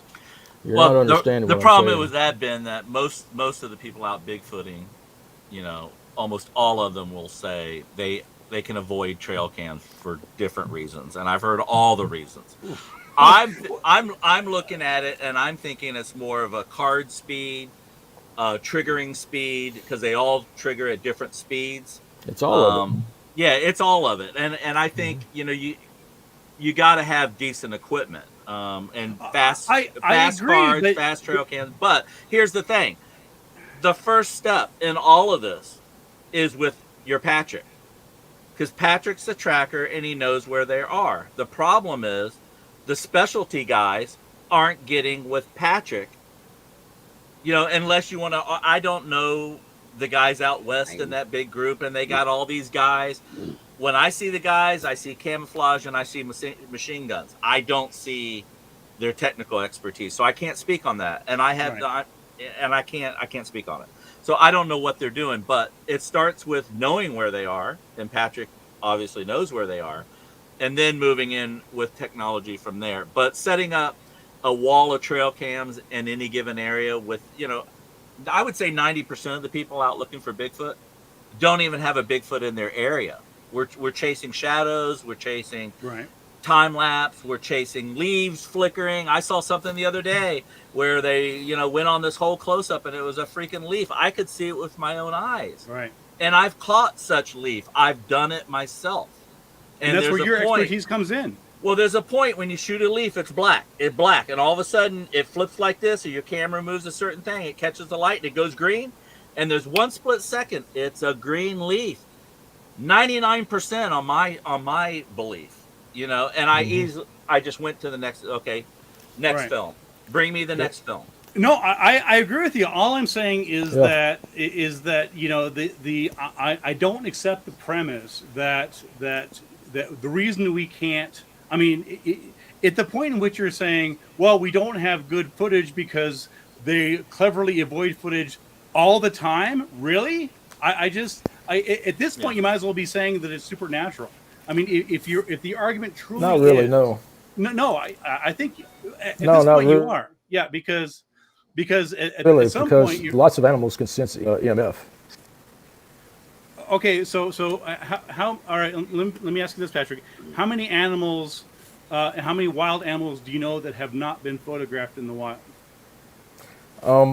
You're not talking about just a wild animal. You're talking about I'm talking about an any intelligent. I'm talking about any animal that you're aware of that lives in the wild that's not been photographed.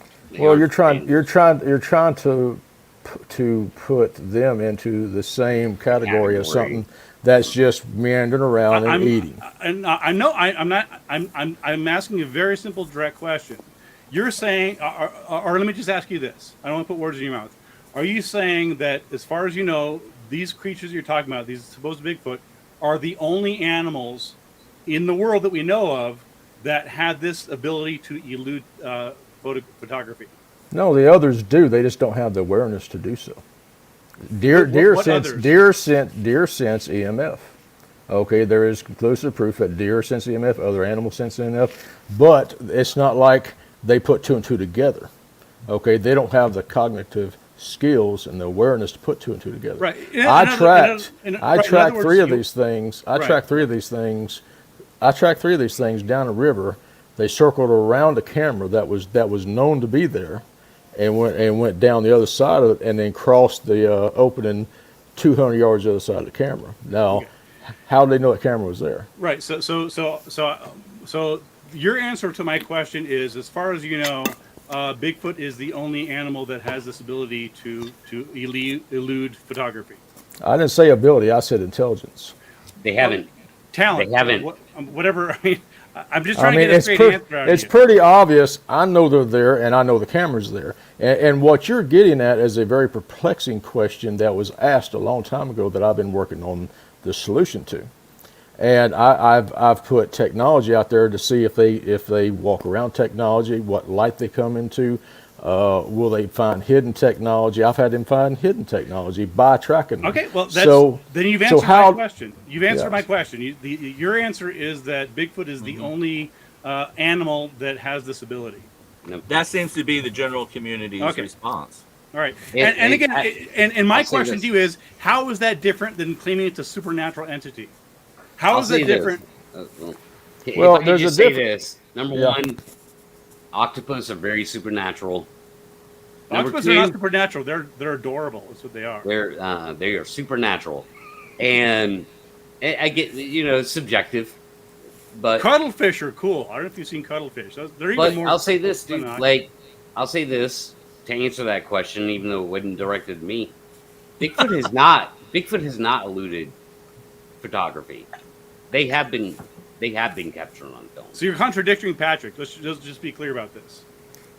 Well, we're talking about conclusive. No. He's contradicting you, Patrick, because that's fine. You just okay. I just want to be very clear because you said that Bigfoot had this ability, and Pat just came back and said, in fact, you're wrong. They've been photographed many times. Go ahead. I love this. I just said, hey, gentlemen, what it is, you're playing on some kind of bullshit game.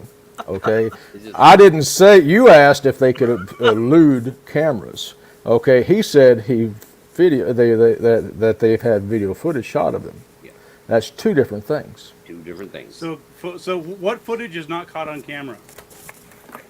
He's talking about Patterson Gimlin. Yeah, I'm talking about PG film, which of course. I'm just asking, what footage is not caught on camera? That's not a trail camera. That's not a trail camera. They rode right up on it. Is there any footage that is not caught on camera? Help us out here. You're the photographer. You're taking it's two different scenarios. Okay, you're talking about trail cameras versus someone that was on horseback for 3 weeks going up there filming something. Yeah, it's getting convoluted real fast. I don't think it's getting convoluted at all. I mean, either you're arguing that Bigfoot can't be photographed, or they can be photographed. I'm not. They can be photographed. It's hard to do. It's very hard. You can take it black and white if you want, but it's not black and white. It's a mess. They can be photographed. It's very fucking hard to do, man. Yeah. Actually, I would almost disagree with that. Put me in the situation where I know they're there, and I guarantee you, if it's there, I will get a photo of it. I will get a video of it. And I've always said that. The problem, Ben, is that the people out doing it are your citizen researchers and your citizen photographers. They don't know shit. They couldn't see it. They couldn't shoot a bird because they go, oh, I couldn't shoot Matt because this glass is in front of his face and my camera focused on the glass. Right. Bullshit. Right. You want to be out there so bad, but you don't want to learn how to use an effing camera. Absolutely. That's why I'm here, and that's why I'm pissed off. And I could not agree more. Because I'm just getting really pissed off right now. Because it's not that they can't be photographed. There are no professionals. And people, you just got to ask someone like me at a TV station, at a newspaper, and say, hey, I'm going Bigfoot. You want to go out with us on camping over the weekend and bring your shit? And I guarantee you, they're not going to charge you. They're going to want to go camping. I would want to go out with Patrick. I would want to go out with Pat. Absolutely. Yeah. So it's not that hard. But people want to go out and they want to tromp around the woods and they want to get in their head and they want to scare themselves and they, come back with blob squatches. And here we are 50 years later. My biggest question that I'm working at is why is the stride 54 inches, but every time we see one on film, they're walking around like they're taking baby steps. I can't figure that out yet. I've never seen one take a stride 2.5, car lengths, where they're crossing a road in 3 steps. Where is that footage? Where is the footage? Nobody has that footage. That's all subjective. I've tracked them taking baby steps, and I've tracked them question, taking 46, it's not 48 subjective. inch. You can measure these steps. This is objective. It's subjective to the situation that was happening. Was it traveling A to Z, trying to get somewhere, and someone walked up on it, and their perception of it is subjective to they have to make a 54-inch stride track? Okay, is that what we're talking about? Or are we talking about someone that actually tracked them and knows that they can take a 20-inch step just like they take a 30-inch step, just like they take a 40-inch step, just like you step every day? Not every one of your steps is long and strideful. Exactly. And you're the only one I've heard say that. Mm-hmm. Most people go heel to heel, 52 inches. It's got to be 48 to 52 inches. Benjamin's got to roll, man. All right. This is a fun conversation. I got a friend I got to meet at the airport soon, so I got to take off. He legitimately has a hard deadline at the airport tonight. So I told him about that today. I'm not telling on you. Yes, he told me that earlier, and I even told those guys, like these guys. Part 3. So yeah, dude, you're not ducking out. You guys are fun to talk to. Yeah. Okay, we'll come back and talk to us more. Hey, we'll talk about the Patterson Gimlin film maybe. Yeah, I love it. I love the conversation. Thank you, sir. All right, thanks for being here, Benjamin, man. I appreciate you 100%, man. Let's keep in touch and do this again in the future, man. I appreciate your willingness to be here and engage. Yeah, I love all 3 of you guys. You guys are fun. I may not agree with everything, but what's the point? What's the fun? Let's go camping. Let's go camping, bro. Come on. I'll buy a beer. Yeah, let's do it, man. We'll go to a non-squatchy area just to keep it like honest. And there you go. Yeah. Neutral ground. Yeah, neutral ground. Well, thanks, bud. I'm still going to look. Have fun picking up your friend. Yeah, you can just track and be fun. We'll see you next time, brother. Take care. All right, see you. Well, that was fun. It was. That was fun. It was. You guys now, that is my work. That is what I face at work. That is what I run into. Everything he said, I've already heard 3 times. Anyone who's in the journalism business is going to come at you like that.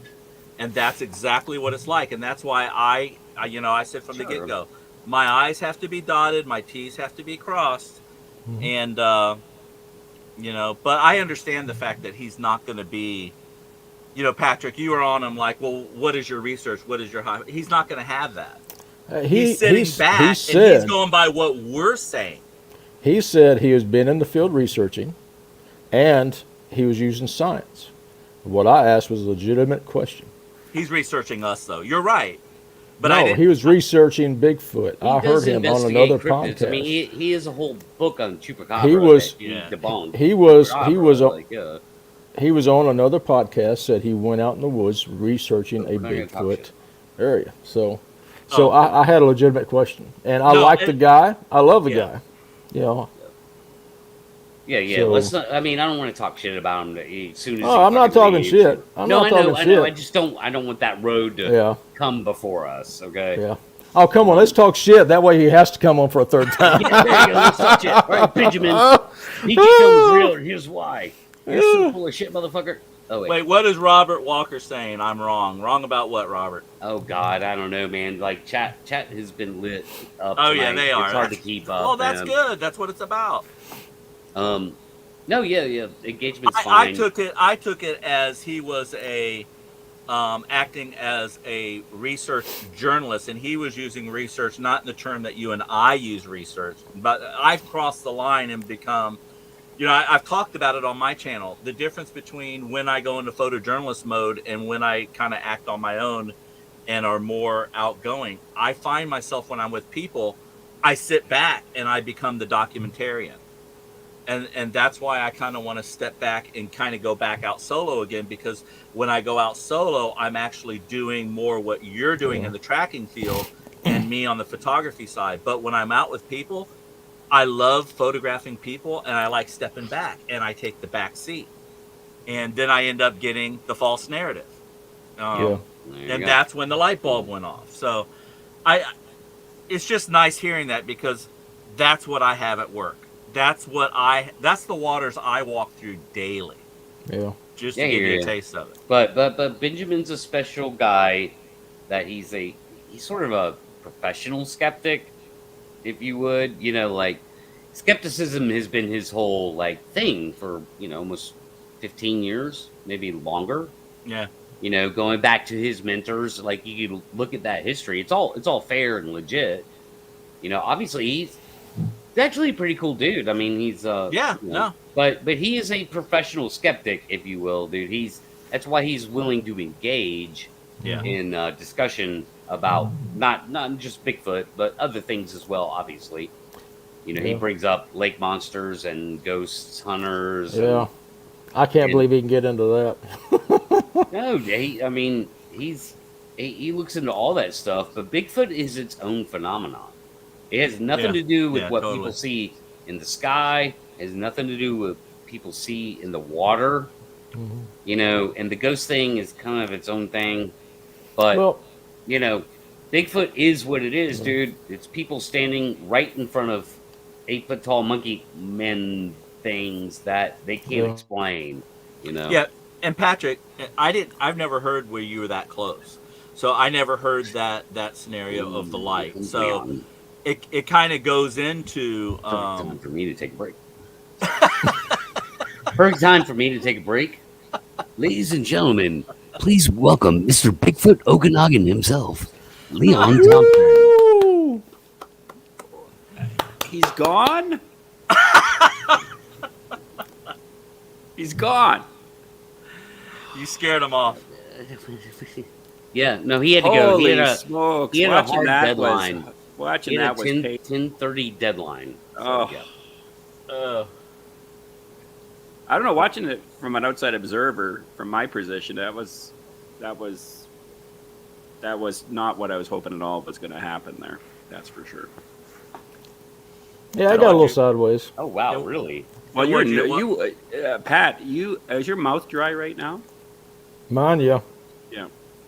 You are coming across on attack mode, man. And I could tell by, and how I can tell is because your mouth is dry. And in case you're wondering, I actually pointed that out to Steve before I just came online. And you weren't open to be educated. You weren't engaged in a double conversation with somebody. You were trying to, it's kind of like what Pat had himself stuck in, was you had concepts and ideas, but you're going to have to definitely work on your delivery of your statements to get information out of people, because he did pretty good at trying to reach over to you, but your cognitive dissonance, I'm not beating you up, Patrick. Okay. But I thought, my goodness, I didn't know what to say about it all, because you had points, but you were coming across as, it's been a hard week. I thought it was just a disconnected terminology. I mean, because that's what it was, and that's why he couldn't hear it, because he was a reporter, and I knew where he was coming at it from. It was a totally different angle, and it's how I'm approaching my research. That I didn't think you all understand when I said I'm not here to research and collect fingerprints and do data. I'm here to catch the motion of a freaking Bigfoot. That's what I'm here to do. Right. And I didn't realize And that is still what I'm here to do. Don't get me wrong. Yep. But I understand there's other steps to go through, because when I do catch something and want to vet it, I want to know what Leon's going to drill me on and what you're going to drill me on. And now I know I'm in for what you just saw, because that's what I get daily. And it's all good learning. I mean, if we can't walk through that, then we got problems. That's right. And this is not a negative criticism of anybody, but no. I agree a lot with where Ben's angle's coming from, because it's the problem in the Bigfoot community. So Patrick, you can say you've been out there doing all this stuff, but anybody who's watching us right now who don't know you the way we know you, they're going to say bullshit on all of it. Well, that's fine. I don't mind that. Well, what I do mind is someone tell me to up my game, who can't tell me how to up my game, who hasn't been out there upping their game and can't tell me how to research with an up game. Okay, it just reminds me of Steve Ishdahl. All researchers are shit. All researchers are terrible. You're looking at tracks and sticks and shit and not doing anything. And then he turns around and point, and this isn't any negative towards Ben. Then this guy turns around and uses tracks and sticks and shit to explain an encounter that he had. So it's okay for him to do that, but not anybody else. So it's a double standard, and I get rubbed wrong for some things like that. Well, and I think you have to adjust your positioning so that you can move towards education to people who are watching. It's not your positioning in regards to what you want to say. It's the delivery in which you're doing it. And I know this is kind of harsh probably for me to jump on, because that's why I was hoping Ben was on here, because I was going to try to knit it both together for people at home when they're watching a video like this. It's not easy when you have somebody who is coming at it from a skeptic's position, because I would call you on the same shit, and down the road I will call you on the same shit. Either you have to up your game, unless you're on this, and you can do this, Patrick. You could do all the research you want, keep it all to yourself, find out all the evidence you want, and you get the right 100% to do that. But to come online and declare it, what's going to happen is you're going to have to somehow move it from just a narration to show what you're seeing and experiencing it and that. And I know you're trying to negotiate that by doing different styles of techniques. And I'm hoping that one of those are going to actually work for you, so that you can give us some meat and potatoes, which we're dying for online. Honestly, that's my honest thing for you, the hope for you. Yeah. Well, it's just don't set a lofty something up here when you're not following it. That's my thing. And so he's not. But again, he's coming from a different angle. Yeah. You're coming at it as a guy that's in the field, and this is one of the questions I'd ask a PhD in regards to you understand what a track looks like. And they're going to say, well, I know what one looks like. And that's not what I'm asking them. Can you tell when energy is distributed in a living creature that leaves a track? Can you identify that? Because even if I talk about this kind of stuff, unless I could show them it, like for me, I think winter is the number one way, at least for my area, that we're going to get more data than what we possibly could get any other way. Because every track is in the snow. Because of the snow, yeah. Right. And so to go through a whole area, where there's a trackway where it's 10 miles long, or when it's 42 miles long, you'll be able to follow that through this right of ways, through the air would be definitely one of them. But also having people on site, making sure you're still on the track after you excavate the track. And video showing people that will give me a hell of a lot more credibility and hope for those who are out there that have encountered these things. I mean, you touched on some good stuff. I think because you were already cognitively primed in your head about having a debate instead of discussion, it put you on in the ring, and that's the guy we've never seen Pat in the ring or Patrick in the ring before. This is a new visual for us at home who are watching you. You usually are just a guy who just says what he says, but you could certainly sense that. Again, from my perspective watching, was that you were subjectively reactatory because of, and not objectively just being the observer and listening and then answering, hearing how he said it, reformulated in a way where maybe he could hear it better. because again, from his angle, from doing his research, worse. A lot of it is garbage, like most of the stuff that we've come across. But he's done it in a public more way, I guess, because of his.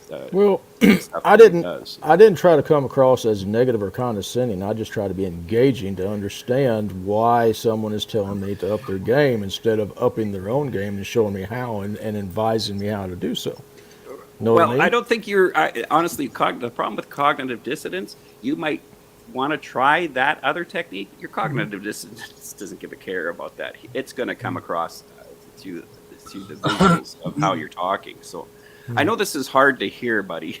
Oh, it could have been worse. It could have been way worse. Well, yeah, and it's not necessarily Patrick that would make it way worse. We could have just the total wrong people on here for him. So I was trying to catch up and get on. I seen he was still on, and we got a little late on Joe's show there because it was actually a pretty fun time. But well, perhaps I'll skip number 3.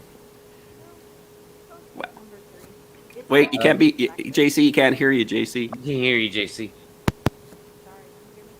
Nope, not good. A little bit. Not at all? A little higher. A little bit. Okay, hold on. There you go. There you go. Oh, I have to hold it here. That's good. Yeah. There's a fuzziness in all the audio tonight, by the way. It's not Patrick. doing good down here. So I would say consider not skipping it, Patrick, because my interpretation of the group, the panel group, is everybody's not just 100% supporting you, kind of 110%. And communicating in difficult situations is really an art form. I mean, there are people who actually specialize in that and teaching it. So it's one of those things that we all have to practice. And keep in mind that your position is, in certain aspects, kind of opposite of Ben's position. So it automatically kind of sets up this weird dynamic. So I would say the thing that I'm interested in, if I may, from the questions that came out tonight on any side, because there were multiple facets here, would anybody do something different? Somebody writing something nasty in chat, because I just don't want to know. Why's it got to be nasty? You think I only laugh at nasty stuff? You do laugh at nasty stuff. Yeah, you're scaring me. Somebody's saying something bad in chat. No, there's no pictures or images or anything. So would anyone? I mean, I think Matt brought up some excellent points, and Patrick and Pat. But from that conversation, because everything should inspire, I hope. I mean, there are some things that are just inane, but if it can inspire you to look at something differently, that gives you an opportunity to have a more successful path forward. So was there anything that felt like, hey, I might look at that differently and approach it differently? Or was it just kind of like a scrabbling for parts of the game board? I don't know.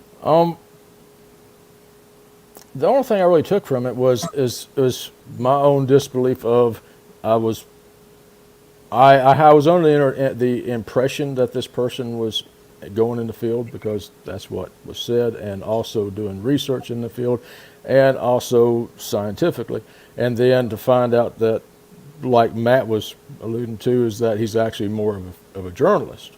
So it's kind of like there's a step right there that you trip over where you think you're here, but you're actually hitting your knees here. And that's what I felt about halfway through. Right. As far as learning anything from that, I can't say I have any regrets or anything like that, because if you're going to, raise a bar up, show me where you raised it, how you want it raised, what you're going to do to facilitate that, and teach me how to do that you're doing, that you're saying, don't just tell me, show me, so that's kind of how I come at things always. So Patrick, the one thing I would recommend. Go ahead. I'm sorry, but I can't believe we're actually spending time discerning out. But keep going. No, No, the only reason I would say anything at all is that you're probably more close than anybody out there. And I think everybody here honestly believes that. You have a better chance than anybody out here on proving the existence of this thing solidly since 50 years. I think what tonight would do is if when you get the missing link, the evidence, the video, the shot with your trail cam, whatever experiments you're doing, watch this video over before you come out and start even vetting it with Leon and Patrick and JC, because what you got tonight is exactly what you're going to get from anyone in the media worth their salt. I got and that. You got to be able to handle that better. That's all. That's what my takeaway was, is that I saw how you reacted, and you did react like you were on the defensive, and that's why I was trying to jump on sooner than later, was to tell you, wait, you all are taking research as different meaning. Yeah. Well, I can handle scrutiny. Yeah. All right, scrutiny and questions does not bother me. I did 3 hours with Leon. He's a damn monster. Yeah, I don't want to take on the hot seat tonight, man. Well, Leon made me cry, so. Yeah. So, I mean, scrutiny and questions don't scare me. I don't care. I've had people, all that. But I'm going to tell you, if I get footage, I'm going to send it to someone and say, debunk this, please. Okay, I'm not trying to prove anything, this video or picture is this. I want it debunked first. Okay, and if they can't debunk it, then it may be useful. Yeah. And that's what I learned too. That's what I learned too, is the vetting process. So. What you got, Leon? You're muted, bro. I just want to point out something. How you're talking here is how you should be articulating the tone in which you're talking here. This is the Patrick we're used to. And if you would have stayed pocketed in this one instead of with the perception of going into debate, you want to get debate out of your mind whenever you're talking to anybody, because as soon as that happens, it's a line between me and them. And we don't want that. We want tribal communication of ideas back and forth. And not troopism. Right? Well, sometimes you got to butt heads to figure out things. Well, there's nothing wrong with butting heads, but it's doing it with art. And JC is totally dead on. I used to be very reactatory when I used to debate people. And the problem that I found was it's not the right pocket to sit in for myself, because it's not helping us both provide a platform so both sides can be discussed. But it's a talent to work on it. So I've shifted a lot of how I used to be when I did debates. So it's more on a discussion platform. And I can still say your positioning and your opinion, but as soon as my body is now reactatory, now I move to subjective. Hey, Nikki. Oh, hi. I'm here. Yeah, as soon as it becomes subjective, which means you can sense inside yourself that you're not necessarily reacting, but your body seems to be reacting to where the lead of the conversation is going. You say to yourself, I'm just going to care for this guy and tell him my positioning. And that will recalibrate yourself to shift it so that he's seeing the Pat that we've always saw. Like, I'm not, the Pat that I saw tonight was just a little more it wasn't serious. what you said. It was just that you weren't Pat saying it. You were Pat you were the position guy trying to defend the position instead of Pat. It's not about my position. It's about understanding how the like, up here. It's not the defending. Not my position. I don't care to defend my position. I know what's there. I have nothing to prove to anybody. I know what it is. I'm talking about someone who's supposed to be in the research, who's saying, do this. I want to know where you're at doing this, and how do you tell me do this? Are you doing that? And if you're doing that, show me what you're doing. Yeah, I want to understand that. I got that. So we should let Nikki talk, but I'd like to say something after Nikki and Pat, if that's okay. Go ahead. What do you want me to say? Hey, Nikki. Well, you Nikki. wanted to be here. You have Great the best show. microphone. You have Great the best show. microphone. Wait, the Kiss Army is with you. I have to say that I got a little defensive too, listening to Ben. Just so you know. But Okay.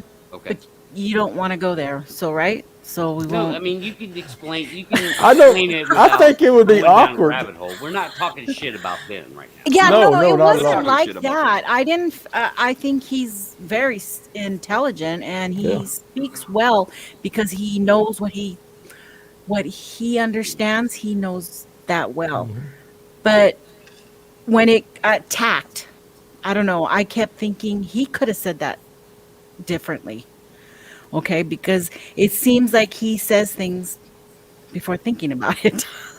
Well, And I especially got itched about the whole Native American thing. That was That pissed really me the off. one thing, that got me, is that he totally seemed to cut off the whole oral tradition. yeah, So did exactly. So did I. Yeah, It was that- gone. I Yeah, that kinda had pissed to me agree off, with too. them on that, just because it's not worth hashing out. Yeah. I don't. Yeah. I can't get a fucking reliable account from somebody that died 150 years ago. It's that's a tough way. I think his Ben's whole point about that was that's the wrong direction to go. All those people are dead. Like they're gone. Like, so whatever those stories are, they're gone. They're just stories. Maybe they manifested into bigger stories. That happens. Ben is like saying, forget all that shit. Like do something towards the future. And I kind of agreed with him on it. So Well, you're gonna but have to his cut me down statement too. was that we are mistaken.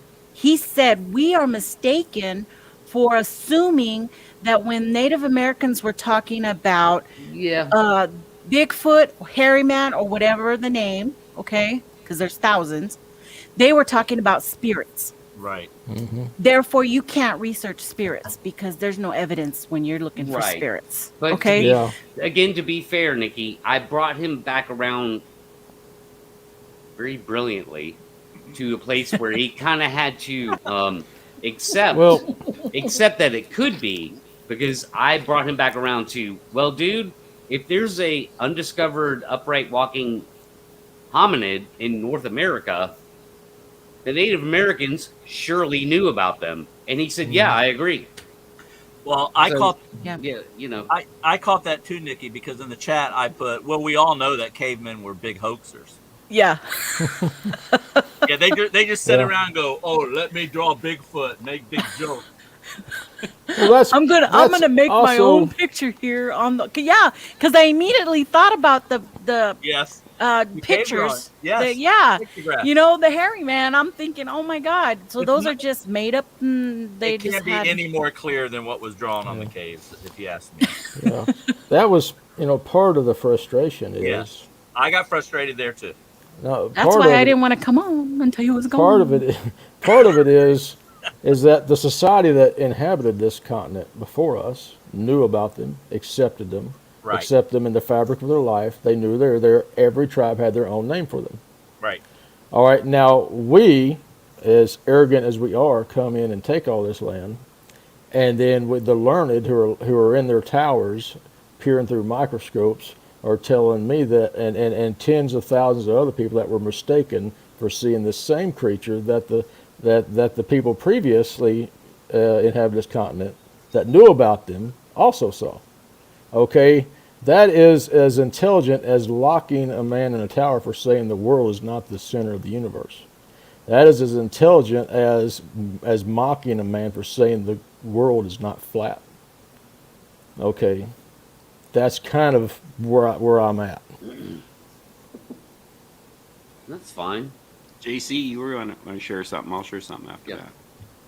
Yeah, so actually it's a follow-up to what you were saying, Leon. And this is not a poke, but it's going to feel like a poke, so be prepared. So in brief... Kinky. Yeah. Yeah, You guys are awesome. So, no, I am awesome. Some You people all questionable. are awesome. Yeah, she is awesome.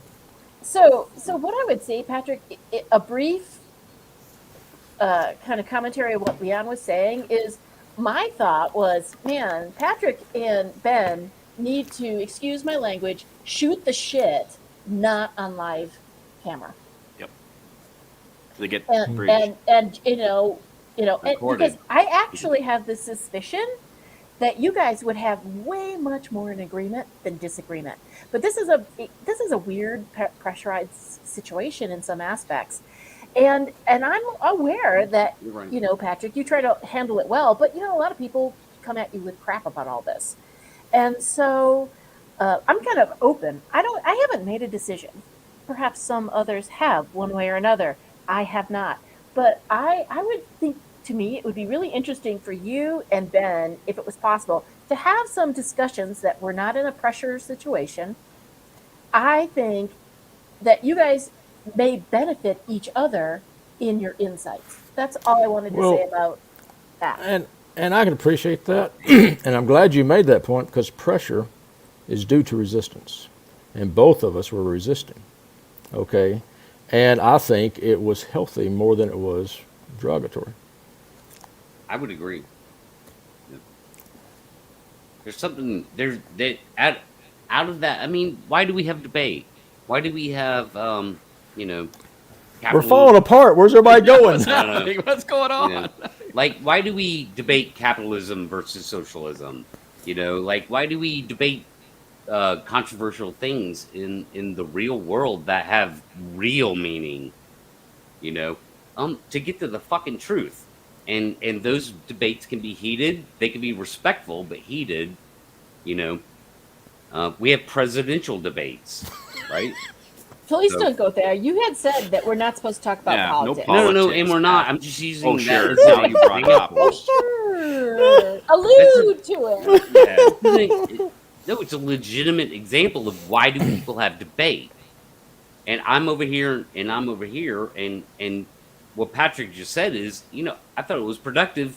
I felt like we did get centralized a little bit. I see that. I see that in my recall of what happened during the show. I would totally track for Ben. No problem. Hello, Nikki, you're back. How you doing? I blame it on the cat. I know. They're so helpful, aren't they? Yeah, Leon understands that. I don't know what she was doing, he was doing down there, but... Also, I was going to say, I'll like, when you guys were talking about the First Nations, like, unfortunately, I try to go through as much as I could and try to get online. But in regards to the First Nation, again, if you have answers that... So when you look at this kind of thing, it's like when Pat was on the debate channel, he learned to look for answers that he didn't have that could respond better on the next debate that he might be on. And the idea about when he's talking about the First Nations and he's going on, well, they're all spiritual, I would have stopped him on that one for sure and say, what do you mean by that? Can you give me some clarification? You don't have to say it in a way that's, you're not saying it in a tone or way that's dismissive of it. You're trying to draw more data out of him so you can see exactly where his positions come from. And if he stays true to that positioning, I would have broken it down into different tribes, different nations, First Nations. Yeah. And I would have said, this particular First Nation, that when they do their pictographs and stuff like that, they don't put the Sasquatch in the spiritual imagery of those pictographs. They put it in the flesh and blood, with the elk, with the caribou, with the grizzly. And that's true. Right. And so it's about us learning and to have enough information and data that when we're dealing with different types of personalities that come from it from different angles, that we also learn the vocabulary to answer those particular questions for them for educational purposes as well. That makes them kind of back down from their position, especially if they realize when they're online that they might have missed something there. I think Ben would definitely say, yeah, okay, I was totally mistaken on that one. I wasn't aware of those particular tribes that did that. There's the empirical evidence for you showing right there that for Ben that no, not all of them are there. going back into the other thing too about First Nations, what about all the First Nations that believed they wore clothes? What about the First Nations that believed they had fire? What about the First Nations that believed that they had weapons? Okay, now you're laughing. Now I don't know why you're laughing. Not at that. Not at that. I was looking at chat. Okay, so the question, I'm not saying you are, by the way, but the laugh came at just at that point where. Yeah. I apologize. Yeah, so where we're at with the whole First Nations, that they totally believe it's in that. They might totally believe that's flesh and blood, but they also might our spiritual side of it. But they also believe that they play with fire, that they use weapons, that they have clothes. We don't talk about that much very often. We don't talk about Ooh, you're going away. Can you hear me? You're back. You're back. Okay. Yeah, we're not talking about those style of First Nations traditions. We'd hardly hear any of that. There's actually a lot of First Nations that believe that. Even when I was talking to Thomas Steewood up in Vancouver, what that perception was, they had kind of three different angles from what I remember him sharing with me, which is they used to take young youth that weren't disciplined, put them on an island. That was supposed to get them to snap out of this crazy kind of way of doing it. Some didn't. They let their hair grow long. They became wild men of the bush. Mm-hmm. And that goes back into, again, the terminologies of stuff. So the only reason why we're talking, why I'm kind of bringing this up, is Pat has been under the gun by Steve and I before. Patrick. All of us. No, Pat. Me? You have. Me? Yes. Okay. Right? The name that shall not be spoken. Right? Not your name, Yeah, but the other person, right? Yeah. Remember all that stuff. But you were under that. And it's not fun to be kind of feeling like Patrick, we are on your side in regards to what we believe about you and stuff like that. And what the suggestions tonight, at least from my angle, is to help you even better yourself, even greater than the capacity that you have. There's always going to be people who are disagreeing with me. There's going to be people that I'm going to definitely react to for sure. But I have to up my game to not necessarily draw the information that I need from them without them feeling, or me coming across as personal attack. And trust me, I've got nailed for, well, this guy just is so aggressive or so whatever. And I am when we're offline, usually.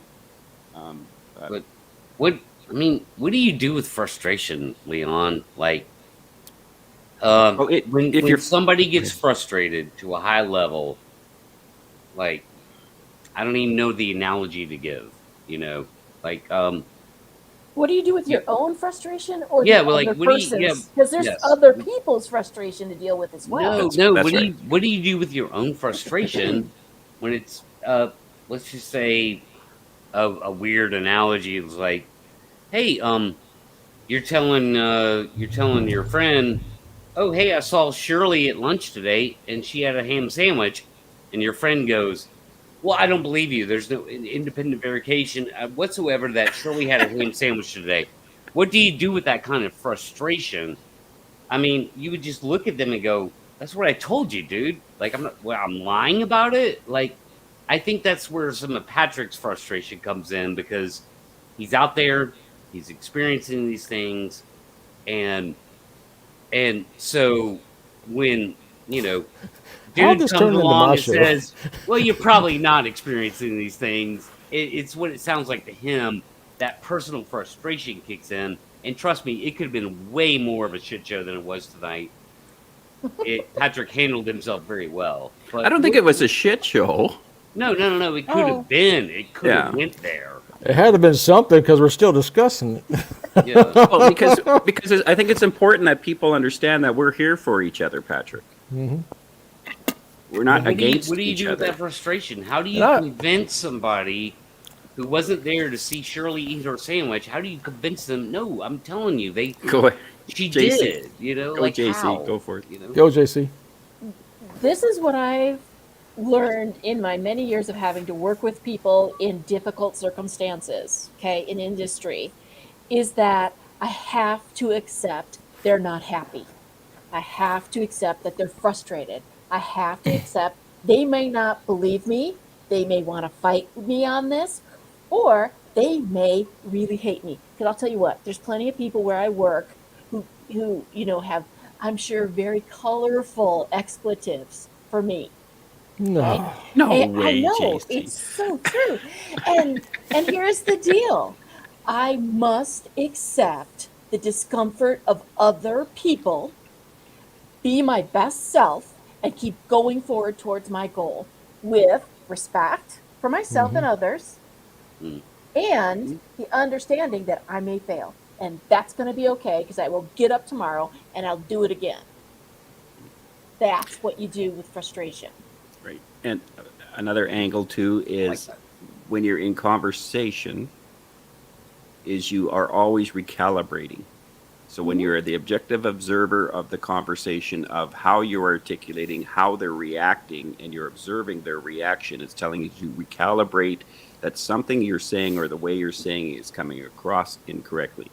That's if you're dealing with an open person, open system as a person. But if they're not open, or you're not open, say, because my cognitive dissonance kicks in, because at work right now I'm dealing with a lot of just nut job thinking going on. And I'm having to work with these people, not you, Patrick. I'm having to deal with these people that are believing absolute Looney Tune-ness. And I have to figure out, if they are all fired, do I take over the position of the facility? And they're all making decisions that aren't rational thinking in my process at all. So I could easily, and my boss is one of these people. So he is coming to me and is thankful that I'm there to try to keep him balanced, but his thinking process isn't changing. And he keeps coming back with this, positioning that I don't agree with at all in regards to what he believes about the situation that's happening here. I can't get into much of the detail. And so at one point, there's no use me necessarily going into a conversation with them after it gets to be to a point when I'm actually triggered. How do I know I'm triggered? I'm subjective now. I got to stay objective when I'm having a discussion with somebody over here, listening to what I'm saying, my thoughts about what I want to respond with and stuff like that. And also watching the visual clues of, am I making a bridge across to this person? Maybe I might be the problem. Maybe the other person might be the problem. But I still stay the toe of the line, as JC says, is you're talking about your character and how you're wanting to be presented across, no matter whether we're agreeing or not agreeing on the whole thing. So that's all I'll say about that. That makes sense. Nobody's perfect. Nobody's perfect. That's what I appreciate about you guys. That's what I appreciate about you guys is we shoot the ship against each other all the time, and one day it will be on me. I had that happen today at work. The ship was on me. Not the swear word, JC. I'm using a boat term. I swear I just try to keep a leash on it, man. Yeah, or else well, I just feel same. terrible. But because I totally embarrassed myself in front of everyone I was teaching today, which I turned into a great teaching opportunity, and also bridged a gap with people I'm teaching in my own personal embarrassment of how I screwed up. And that is fine. It's not really embarrassment. All it is showing your raw humanity of I'm still in process, and I'm still trying to pick up the best techniques I can, not just with Sasquatch, but with everything, how I communicate, how I respond to people, how I react to people, because it is connected to my character. And I want to have a character that people feel comfortable with coming towards, even if we're in disagreement. So, well, I felt like Patrick did bridge a gap with Benjamin. I saw that in some ways. Well, I'm not saying it didn't. Remember, I didn't see much of the video, so I can't. I'll tell you this, dude. I mean, like, I was kind of shocked. I was shocked at Benjamin's reaction to the things Patrick was saying, especially when Patrick was in more of a defensive posture about things. And man, Benjamin handled that well. I mean, he fully admitted to me when I told him. I said, "Dude, I might bring a panel on." He's like, "I'm not scared," he was ready to deal with that. And I hate for anybody to ever feel the ganged up on this show. Yeah, right. Anybody. So he handled it well, and little did he know he kind of had an ally in Matt in a way, like, Matt was sort of like, yeah, I get that, and articulated it from his point of view. It was cool. Like, it went well. It wasn't a shit show, that's for sure. It didn't turn into divulge into a flat Earth debate or anything. The Earth's flat. Lord! I didn't know that. Let me show you a map. Hold on. Let me show you a map. Didn't I show you a video the other day? Oh, it's right behind me. See that? Oh, right. See that right behind me? There's it the is evidence. Flat. That's flat. And square. It's not like a pizza. Yeah. Why is this map behind me flat, Patrick?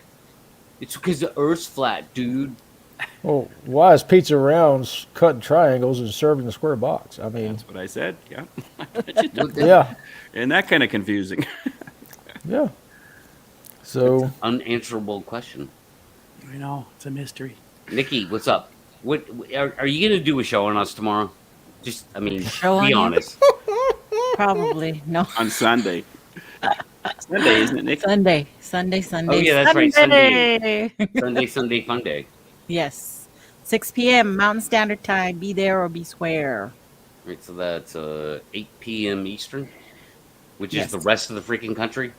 So be there or be the world. But that's 5 o'clock Pacific, Or isn't it? watch it the next day, but you won't get the benefit of being in the chat. I know. So- I work on Sunday and we're eating. Well, it just made sense for me to have it on Sundays, and I didn't want to. I watch a lot of people and I participate in a lot of things, and I didn't want to disturb that, So Sundays made sense for me and who I watch and follow and support, and having it early on. I don't interrupt Squatch DTV either, so it just worked. Well, you should you should challenge them. Challenge them. Yeah, challenge. Just challenge Steve. What sneaky show? How dare you? Yeah, totally. Hairy man, hoaxes, and hoodwinks. Where I'm going to be talking about hoaxes and hoodwinks in the Bigfoot community. So it'll be fun. I got a great panel put together that we'll save for Sunday to expose. Well, Dun, yeah. dun, dun, dun. I wish you could have jumped in earlier when I was trying to explain to Benjamin, hey man, there are plenty of people in the Bigfoot world trying to put out these, a million fires, and so I'll forward your show onto him and say, look, I'll be like, look, dude, this is what I was talking about, and this is just a brand new show. Like, this is There's been a lot of people put out debunking videos, and their channels come out towards showing evidence and type of proofs that something isn't right, but nobody has done that and then brought on a panel to discuss it. Nice. So was my intention, is to grab all this information from many sources. Okay, not just what I've done, but from many sources, and bring them all into one place and to show everybody what's out there. Gatekeeper. You're a gatekeeper. And as a learning thing for the newbies, I'm really big on teaching the new people who are coming into the community and right away believing every little thing. If I can just touch a little bit of one person to say, well, let me just run this photo through, Google picture real quick. So then that's a success. So you're allergic to being popular with the Bigfoot community, then? I'm allergic. Oh, I don't care. But that's what's good about that was a joke. That was a joke. Is that I've already gone my rounds with the Bigfoot community. Yeah. Many already know me. I've been silent for many years already because I already did that part. And that's how I look at myself in the community, is I went through these stages, of where, everything was new and exciting and I believed it and da-da-da. And then I got burst down when things were not what I thought they were. And then I went through intense watching and learning and getting going everywhere and subscribe. I gotta watch them. Oh, they're on today. I gotta go. And then weeding through that. And so I understand what it is. But I've got tired of seeing the same dang photo over and over again being pulled from channel to channel, and everybody's just Googling over it, saying, what a great photo. He moves just like Bigfoot, and look how long those arms are. When I've got a picture of the guy with the Bigfoot head off. I'm tired of it. Yeah. So, and that's, I feel like Benjamin didn't quite understand, man, the gullibility factor I kept trying to throw out there in the community, because Matt made a great point. The point Matt made was great about it's up to individuals, and like Benjamin took that the wrong way. I had to bring him back around to that. It's like, no, dude, you don't understand the gullibility factor. Yeah, that was a common theme. That was a common theme tonight. Yeah, it was. It was. He didn't get it until I think I finally planted that seed deep enough in his head where it grew a little bit. He was like, "Oh, I see what you're saying." Well, and it kind of depends on who you hang out with all the time, right? Because I get mostly exposure at work to engineers and scientists. I got to tell you, the Bigfoot world is very different from that, right? And it was kind of startling. Yeah. And I will admit, in front of people like you guys and like all these people I don't know, when I started watching some of these panels, I actually had to step back and look at myself. And I think this relates to Ben, perhaps in some way. That I had to step back and look at my own unknown, unrealized prejudices. Yep. And that's their own cognitive dissonance too, that they don't see that actually have. At least it comes across to other people.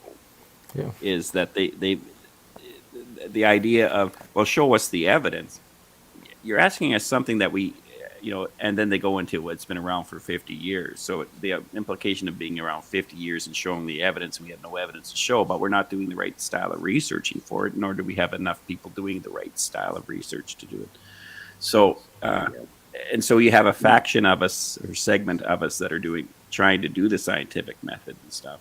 And understand what those actually are so that we can actually do those things compared to the narration that we do the scientific method, and we don't know what that is, but it sounds like we know what we're talking about. So, JC, you want to add to that? And the other thing that, excuse me, guys, it's really smoky here. It's Colorado, but man, we've had smoke bad for a while. One of the other things that it actually kind of reinforced for me when I started looking at Bigfoot stuff, and I've talked a little bit with Leon and Steve about this, is that groups are self-selecting. When you're talking about gullible people, it's highly likely they're not gullible in one way. Right. And so if you look at this panel, and there's a few more people, not everybody's here every day. And we have Sean over at Something to Squatch About, who's an awesome human being. And we had that fun panel. Remember when we took over his entire thing? It was awesome. That was fun. It was so fun. And the thing is that, guess what we're finding in our little network? A group of people that have self-selected. Right. And this happens all the time. So when you look at Facebook groups or these channels with all these odd things going on, which I don't even give them any time. I mean, it's just, wow. But the people who do participate, they have self-selected due to where they are in their thought and where they are in their experience of life. Because I don't think you could have, I don't know, Leon, you could speak to it better. But, I don't think you could be seriously mature and go down some of these avenues. That's the way I picture it. I don't know if I'm saying that correctly. Mature or insane?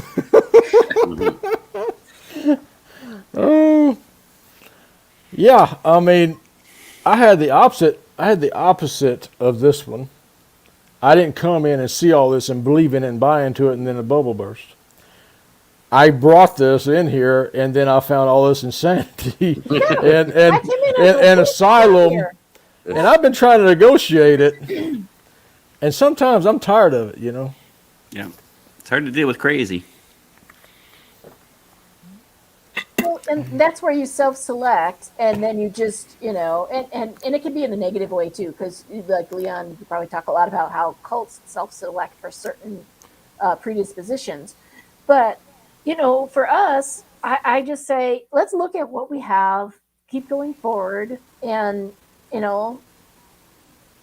just be respectful with people. It's difficult sometimes, though. I mean, because we can get triggered. And I was telling folks this week on a different subject, I was like, when I get real triggered and I want to put in a wallop, because I'm number 6 of 7 in an Irish Catholic family. I know how to be nasty. I know how to be really nasty. And I'm, a brother right above and a brother below. And so I was in the middle of this crap. And so I really know how to be nasty. But what I learned as an adult, the hard way, was if I have that impulse, that impulse, I actually lean back, smile, and nod. Yeah. And that's my signal, right? For me, because I can get real wound up. Well, absolutely, JC. And all this could be a moot point. Mm-hmm. Anybody's perceptions or calculated ideas, once we actually, and I believe we're close to getting footage and pictures of the target species, I think it'll all just kind of, and a lot of the dust will settle, So. Yeah, we need to ship Leon and Matt and Pat to your neck of the woods. We could just put them in big crates, and just ship them with all their crap. It'd be awesome. Well, I had a camera guy with me, like 4 expeditions, and I'd get, I tracked up behind a pair of them in the dark, and the Sasquatch took off one way, and this camera guy took off the other. I'm stood there in the dark, So. Run away, run away, run away. Yeah, I'm like, dude, we're here for a job, Yeah. But he did stand there and video that one in the field. I was proud of him of that, but it was in the dark and it didn't come out in the hour right. That was very disappointing. And what disappointed me more is I was standing there with a Q-beam in my pocket and didn't even think about it. I was just standing there like a dummy. I just blank mind watching what's going on. Didn't even think about the spotlight in my pocket. But on that kind of note, I've been online on the other show for 2 hours, and then on here, so I'm gonna get going. I think you guys. Totally. 2 minutes. I appreciated everything you guys went through tonight too, for sure. Well, thanks for giving us your input, man. I appreciate it. Well, it's too bad I couldn't get on here fast enough and band on there. For sure, so. Whatever. Dude, I think Benjamin will come on again. I hope so. Yep. 100%. There we go. Have a good night, everyone. As soon as I finally leave for studio, see you guys. Have a good week. See you Sunday, Nikki. Okay, you be there. You did an awesome job with Gary the other night. Jerry. Jerry. Oh. Gary. Yeah, Jerry. Whatever his name is. He surprised me with Thomas, though. He didn't tell me. Yeah, well, that's good. He just brought him on. Surprise. Yeah. I was like, what? Wait, I'm not prepared. Okay, see you guys. Bye. See you, Leon. And yeah, I think Thomas would be interested in talking to Benjamin as well. Yeah, I'm gonna wrap it up, guys. I mean, it's been 2.5 hours. Oh, so, dang. Final thoughts? Watch Hairy Man Hoaxes and Hoodwinks on Sunday, 6 p.m. Mountain Standard Time. Please. Thank you. It's weekend. You guys have some fun. Rest up. Get ready to go forward. Nice. Patrick? I'm tired. I bet you are, dude. Go to bed. Mm-hmm. All right, man. I'm going to wrap it up. Thanks for being here, guys. You can hang out if you want, man. I'm going to pull you guys from the stream. Yeah. Go to bed, Patrick. All right. Just one shot. One shot. Good night. All right, man. We'll talk later. Wow, that was crazy. What a show. What's up, chat? I've kind of ignored you tonight. I'm sorry, it wasn't on purpose. I appreciate every single one of you being here, as I say always, and I do. Thanks for being here. I don't even know. Like, I had it wrapped up in my head where I was going to go with this. So, like, Benjamin was on, man. It was good discussion. And we had some disagreements, but we agreed. And at the end, it was all good. Leon came in, man. He offered his perspective. That was interesting. So, like, this show didn't turn out like I thought it would. But it was a good show. Because I can't predict where the show is going to go, man. Like, but it was a great show. I hope Benjamin, like, sees the after discussion, dude. After he left, we didn't talk shit. There was no talking shit. Just interesting discussion. So I'm gonna wrap it up, guys. Thanks for being here. I appreciate it. As always, if I can find my stuff here. Anyway, yeah, I'm just gonna wrap it up, man. And thanks for watching. We will see you next time. Let's assume that you've got to this point in the video and you don't agree with me at all. Fine, but I guarantee that this video has been beneficial to you. It will, at the very least, have allowed you to compare your own argument to mine, thus giving you an understanding of the opposite view of the argument. And, assuming you're being honest with yourself and actually paid attention, it will have strengthened your own line of reasoning in preparation for an intellectually honest counter-argument. Therefore, even if you don't agree with me at all, this video will still have been useful to you, even if it only confirmed what you previously knew. If I get defeated here, if someone comes along with a very good counter-argument that defeats mine properly, then great, we've all learned. And if I'm right, great, we've all learned again. But if we don't have the debate because it's artificially shut down, or people complain so much that it persuades people not to take me seriously, we can't learn. We can't find the truth. So we will live in ignorance of the truth. It is therefore in all our best interests to have a debate about this subject. But if the academics or corporations like YouTube or the central state are not allowing the debate, or somehow find a way to call this offensive and take it down, then we won't learn and we will have a valueless